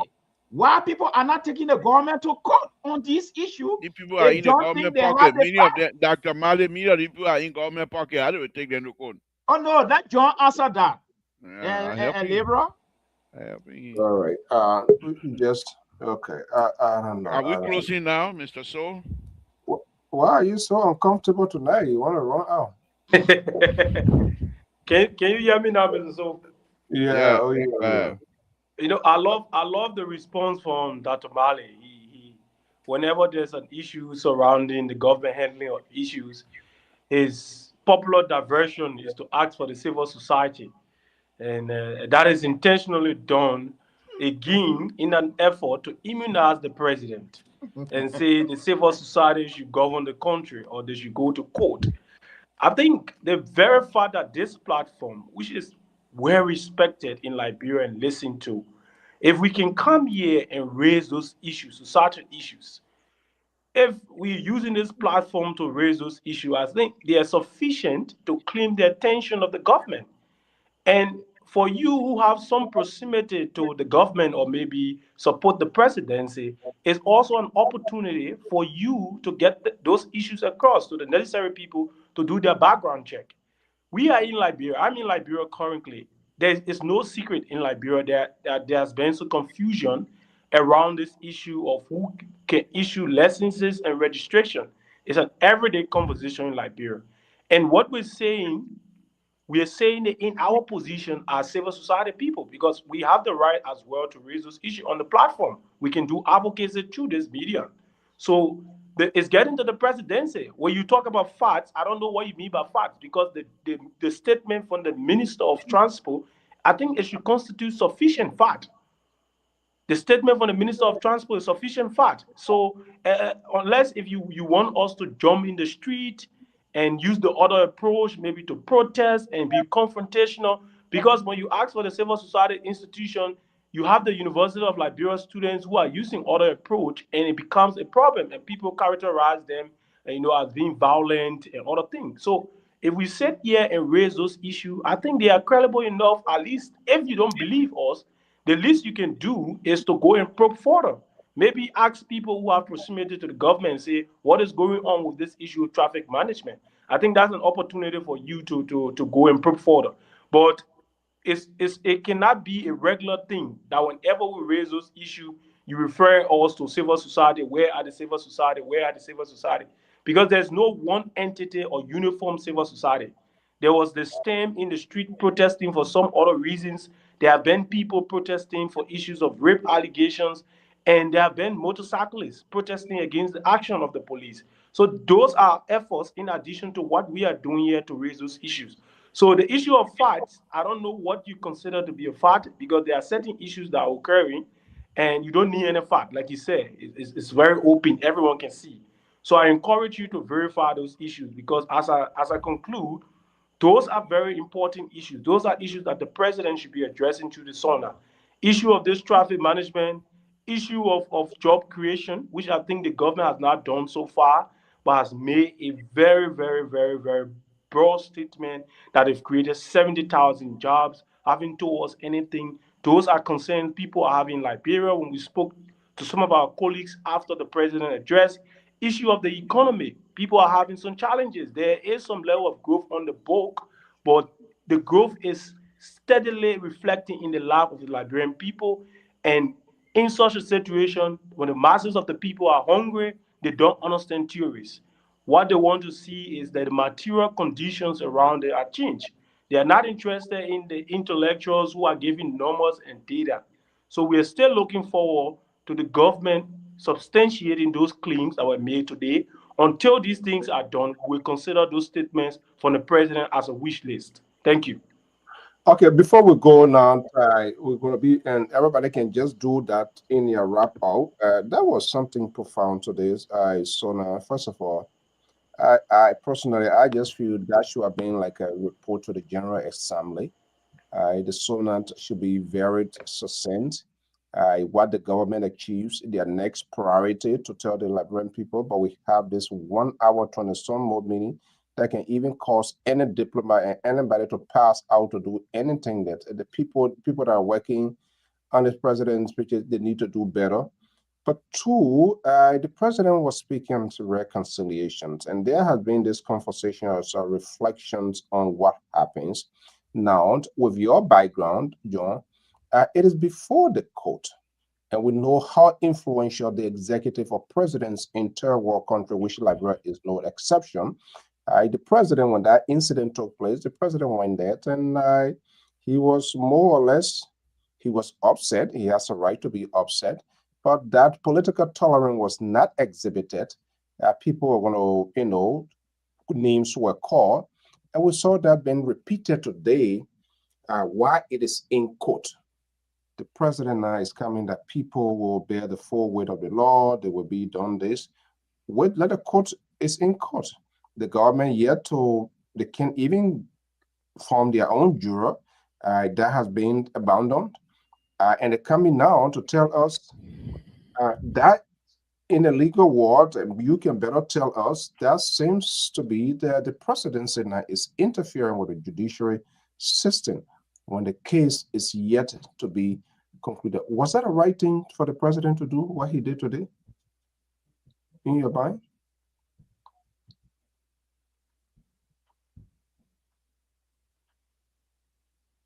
Are you hearing me, John? Oh. Why he waiting to come on?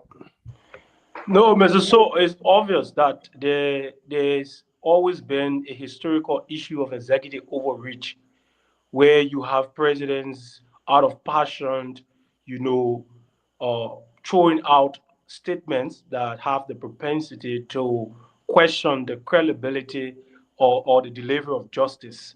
I do believe that those are issues that are before the court, and we are all under obligations to refrain from commenting on them.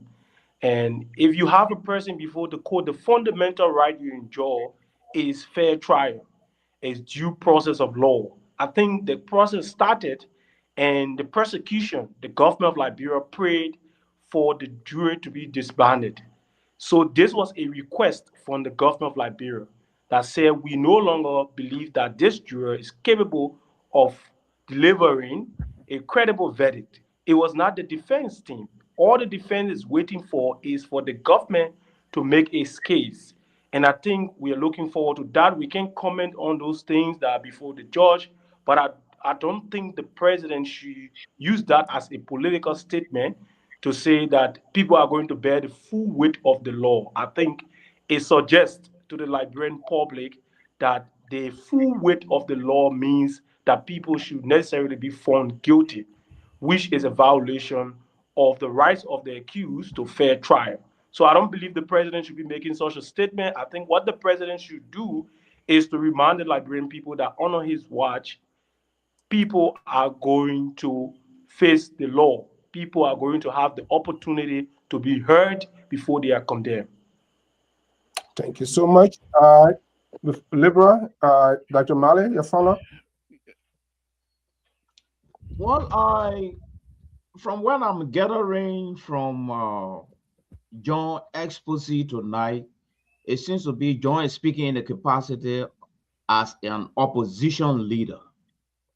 Because we know the tea leaves the opposition leader can be speaking from. The opposition leader are always subjective, you know. And this is what I see from John analysis. You must be the chief of opposition because all your statements. I see from John analysis. But I've been trying to look into the Constitution to see where when the president speak like what he said today, those who are involved should face the full weight of the law. I've been thinking whether the president violated any portion of the Constitution. But it's ambiguous. There's nothing like that clearly stated in the Constitution that the president has crossed the line and his utterance will undermine fair trial. I didn't see that in the Constitution. And don't forget, the president, like the rest of us, have the right to weigh in on anything. Yes. Thank you. Thank you so much. We have seen it in the Western world. So I don't know what Liberia is exceptional. So I did not see that statement as breaking the law or infringing on the judicial process. No, he made it before and he's making it again. And so I've been reading the Constitution to see whether there are any violation there. But actually, people are just opinionating this whole thing. I think the president has the right to express his view. I think so. Because I thought you were violating the Constitution to hold his feet to the fire, but I didn't see that. Thank you, Mr. So. Yeah. Let me quickly distance myself from that statement by the president. I find that a little bit disheartening that the president of the Republic of Liberia, knowing exactly what our society looked like, knowing how much people have been complaining that the executive is already overpowering the judiciary, for him now to come and make a statement when the case is already in a court of law. I think the president should have stayed out of that kind of conversation and let the court handle it the way, because these are some of the things you do to build an institution. If the president now, if this case goes against the defendant, most likely people will, even the defendant might even appeal and use the president's statement as being someone who is setting the rule against them, and then the judiciary might even review that. But I think the statement that the president made today, I think, from me, from my perspective, a statement that will weakening the judiciary system in the Republic of Liberia. Let these people do their job. Let them do it effectively. And if they come up with a ruling that we don't agree with, we will make that statement. We'll make that point. Now, let me just say this, John. I'm welcome on Liberian Public Radio. I'm sure that's because of your coming from Liberia that Mr. So had to start the show so early to give you an opportunity. But I think your involvement here tonight, and I'm always being smirling by young people when they come out and make their case so effectively, explaining themselves without any ounce of agitation. I'm very happy to have you. I hope you'll be a regular on our show from time to time. I'm a liberal, and my view will go contrary to your view most of the time, because you are an advocate, I believe, and there are some things you advocate that might go against my government, and I will speak against that. So be ready for that, and we will exchange idea on those things. But overall, I think Mr. So have done a wonderful job again of finding a young man who is willing to join us, and whatever we can do together as a team, I hope that you will be with us here to be able to carry on the process. Hold on, Mr. So, I'm not done yet. I am, John. Let me just quickly tell you that I am the boss. I left power business. So I want to buy that are anything small. No, John, I'm just kidding. Welcome. Hopefully, when we come to Liberia, we'll try to meet with you and have a conversation with you as well. So thank you for joining us, Mr. So. You know why the liberal, this one he agree with it? He said this is how they are, very selective, fanatical for his own friend. So this one here, he feels that the president interfere with the investigation. Mr. So, my statement, you cannot characterize my statement because of my friendship of fanatical. It has nothing to do with it. Now you have reduced my intellectual point here as being somehow connected. This is to show how fake you are. Oh, okay. All right, I can't help you with that. How pro-single you are, because I can't this help time you. it came to your friend. Mr. Dan, Mike Dan, good evening. Thank you for joining us. All right, John, I want to thank you so much for being out this sort of time from Liberia. That's great. But like I said, the Special Thursday edition, we're going to make sure anytime the one time fix you, just jump in here anytime. Thank you so much. What to rescue you late, man? Was that message? We say goodbye. Now you coming. Your closing statement. John, go ahead. Give your closing, they said. No, I mean, John finished that. Tell me, closing statement. The program finished? Wow. I'll completely lost. Okay.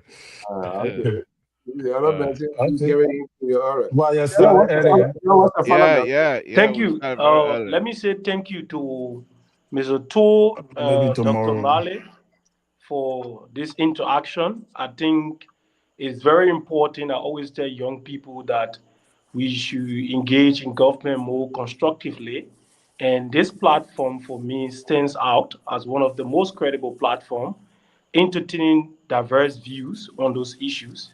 All over the years I've been here, even as a guest, it has never been reduced to a partisan platform, even though there are people who support government, but it has maintained that independence. So I'm very happy to be here, Mr. To, and I hope Dr. Mali, through our interaction, we can be able to contribute in such a way that benefit our country. I wouldn't mind making the sacrifices of being here at this time because I think it's worth the time. It was a very rich conversation, and we hope to have more of this conversation. And we hope that more young people in Liberia can be inspired to listen, learn, and be part of all of the things that concern them. Thank you so much, Mr. So, again, for the opportunity. And thank you to the family on the TV. And I look forward to joining you for the next show. Thank you so much. Thank you so much. Thank you. Thank you. Good night. All right. Okay, we Okay, just yeah, have to that's go. that what una. John time fini now. That what time now. We Again, what, folks, welcome Mr. Soul what, and you Dr. have Mali. found a Joe? Now why you are calling the show time off? Wow. Yeah, the man was texting me. Why you talking about fire to that kind of embarrass people here? So you go now, you see Terry, now you want to start your own? No, the show feeling, man. Wait, okay, go ahead, move. We still got. Oh. Good night, Mr. Soul. Good night, Dr. Malik. Welcome, Terry. Thank you for joining me here tonight. Again, folks, Libra Public Radio, we're going on. The old man is a mess. Oh my goodness. What kind of amazing? Terry, let's enjoy. Like Terry coming tomorrow, and then we'll carry out. So what have happened was Mr. I thought I Soul. said it, but maybe you didn't get it. I said in the group that we're gonna come on my Sona tonight, 7 o'clock. The weather and all of that. But Yeah, but yeah, this room went. we can't just live in your gods. You here? Yeah, I've You been very listen, busy, man. I didn't yeah, see you it, listen to. the I message. know. Okay. So quickly, I'll do a 5 minute, 3 minutes wrap out here. This song is what basically talking about the sun and what you agree with, what you don't agree with, if there's any. We shall talk. Well, your guest talk plenty Tabata, but and all of that. I'm just All right, Terry, unfortunate that I was You not say you here. yeah, But then you say you thought, if you wow. yeah, then no, how you talk about that? I was Yeah. hearing small in and Oh, out small, because I've small. been busy. Wow. Yeah, but I maybe give we'll up. engage in another Rescue edition two. of the program because I give up. the Tabata Woo! were No, overloading. no, Terry, if you are to be here, you truly were gonna enjoy this young man. Some of the idea he brought in tonight, something that you yourself have argued against here so many times. So I think if you were to be here in the entirety, I think you would have truly enjoyed the No, conversation. he's a smart kid. I listened to him Hmm. the first time as I saw how he on here. But the young politicians, their brain is soft and they don't know much. And that is the most dangerous thing. He need to study Liberia very well, get around some older guys that know the terrain, and they will show him the way. But to be zealous for something you don't understand is dangerous. But Mr. So, the Sonia was a great one. But The old what man are that some of the point he made that you gathered that make you to come so hard on him like this? Here? Let's hear. no, I'm not hard on him. No, no, I understand that, The but when young you man, say he doesn't understand, what part of the statement he made that made you to I feel give he up. doesn't understand? well, it's just about some of the things you were talking about the speech. I think I just overheard one or two things. But he's a fine kid. The only No, thing I like to encourage young people. his argument was the president made a pronouncement of 70,000 job creation, but there's no evidence for that as far as he's concerned. But that is the thing. How would the president make a projection and there is no evidence? Have you inquired of the government that they don't have proof to that effect? Go That's through. Knowing very that is well that that was you the have argument fact we made. checker. That's the So, argument we yeah, made because you're the So inquire so choir so so group. that is not a valid point, Mr. So the president, we need to wait. Fact checker will come and say, Yeah. look, gentlemen, this is This nice, man. gentlemen, this You is know how what my we day have. hectic. Can we close tonight, Geraldine Pia please? said tomorrow he's giving you the data. So let's wait and hear from Geraldine Pia and the government position as to whether they have the data. Or because Why he was crystal clear making data of the economy and there was no data, he just threw the numbers out. but he Mr. So didn't throw you the don't number know out. that. This president was speaking from data analysis. So we need to wait. They get fast checkup. They got everybody here. They will find out whether if the president was lying or not, or whether he was saying the truth. Geraldine Pia said tomorrow he will give you the data. He will prove to you how the president derived our 70,000 jobs. The problem, the thing here now is the opposition have to take something to run with. even though nothing there. The BB thing and what the president told, I never heard them talking about it. Like, for example, some of the things that the president told, Mr. So, that, the I'm gonna. president said he submitted 4 amendments Yes. to concerning the anti-corruption to remove the statute of limitation that, From corruption. yeah, for corruption. The lawmaker they have not done anything about that amendment. They're not even discussing it. There were so many things the president said I will that read the entire the speech opposition tomorrow. could have ran with, but nothing. I will read the entire speech tomorrow. I think I'm going to come on early tomorrow as well. I'm going to come on early tomorrow as well. I think. Heavy rain for the bucket, not for you and not for yeah. Good night. Don't worry about it. No, You but- can but- want to leave. Jerry and yes, Libra, your CEO, yeah. I think this our platform is guided by some rules and regulations. Who made a rule? If we having a guest coming here, not doing their homework and passing political judgment, that will have some that will have something on the president repetition. We can has and do that. The issue he raised is very fine. He had not done his homework. All right. So he's speaking, but I respect him because he was speaking as an opposition young youth leader. So I understand him from that position. I didn't find a problem with it. All right.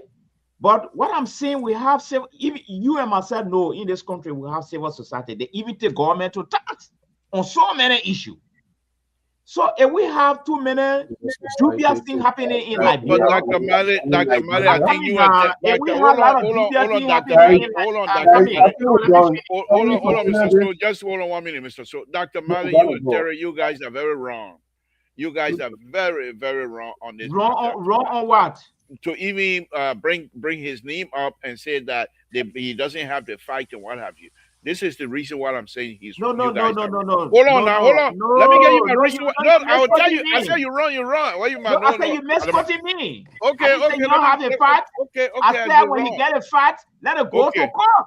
Right. Okay. But let me say why I believe both of you are wrong. Let me say why I believe both of you are wrong. When the young man was invited, no, you're not going to pass judgment on me. Even if he passed, I'm going to pass judgment. I said you're wrong. I said you're wrong. I said you're wrong. Oh, you're not on a witness stand. I said you're wrong. I'm not on a witness stand. I'm not going to listen to the judge. No, on a very serious note, Mr. So, even if you don't agree with me, but here's the thing here. When Mr. So brought this young man on, he didn't like the show.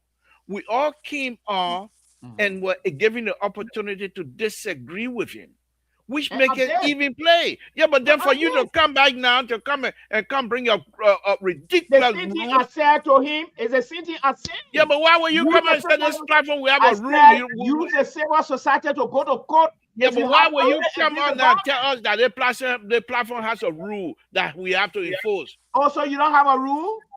Yeah, we have a rule, and the rule is everybody have to listen to me. You don't have a you run your loose platform. You don't have a rule. Come tomorrow and come talk. All right, talking to co-host is in a fierce battle. Co-host is in a fierce battle with the better late than never. Thank you for your time. Yeah, thank you, Mr. So, for the show. That was a good show. Yeah, but join me tomorrow, Terry. I'm gonna try my best to read the entire Sona tomorrow, point by point. I think it will be better for us to do that because they have some stuff. I'm waiting to listen to Jeremiah Pierce. He the chief analysis. Well, I will do my own first before you come on. But the thing is, Jeremiah Pierre coming to talk and he's starting to get to the point. You will start hauling rope, start hauling bush. Even if Jeremiah Pierre come again, the opposition will say he lying. Yeah, because he will not present himself to be respectable. He will start calling names.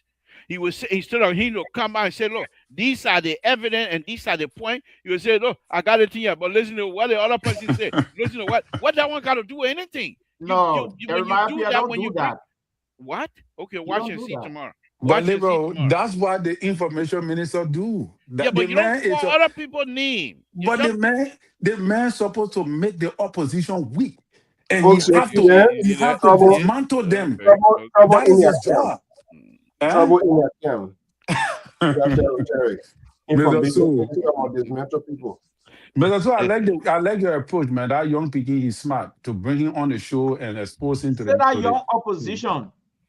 You see that? he's the young He's opposition. not Dr. an Male. opposition. No, the man say he part of the youth league political party. You didn't hear him when he opened his statement. Okay. All the man view here is opposition view. You don't know opposition I view? listened to him before. The man's opposition. Okay. You don't know? He's driving a political movement. Of course, the man is running a political movement. But the point that I'm making to both of you guys have the opportunity to disagree and make your point. But one of the things I like about him, he's not like me. When you're talking, he's very quiet. And you will say, whatever you want to say. Oh, he's not like you, right? Oh, but you got plenty information. That's the reason why you can't stay quiet. Because of the information you got. Yeah, you're right. So that the kid is still learning. Yeah, I agree with you. I agree with you, Terry. I agree with you. You know, but yeah. I'm waiting for Jeremiah PM when I send it out. You cannot come on this platform and call me a kid. Respectfully, I am not your kid. Ain't it?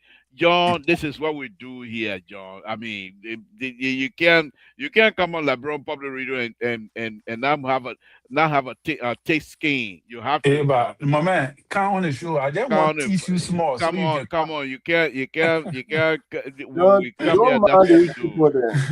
mind that. I enjoy you. Then you say you getting very, my man. Don't get very, man. Come. John, that's what we do here. You can't come here and not have a thick skin. You heard your friend calling me the most ridiculous person on the show here, and another he got other name for me here, but they don't know me. I can't call myself knee. I beg you. That's your job, so you go ahead. So, John, it doesn't mean anything. We're here to discuss. After the labor told me he was disappointed today, my message, I want to really open day with us, Sona, this and that, and he came and just. How will I tell you, my father? Oh, labor did that? He said I beg you. I'm going to put it recording right now. You believe it? You believe it? Yeah, expose it. Now, look at her. If I say something like that, look at her. I'm going to say my papi. The papi did well. All right, gentlemen, you're good night. All right. Okay, guys. Again, let me close the show for Mr. Dr. Mali and Mr. Soul show. They stole my show today and decided to exercise. Yeah, I thought today was Monday. Yeah, but that's what I'm making. They stole my show. And then they decided to exercise me. And put you on the bottom, on your own show. Can you imagine? As soon as he brought Dr. Mali up. So join me tomorrow. Why the two rascals will not be part of this show tomorrow. We will not have them here. Because you'll be surprised to come and see us again. Come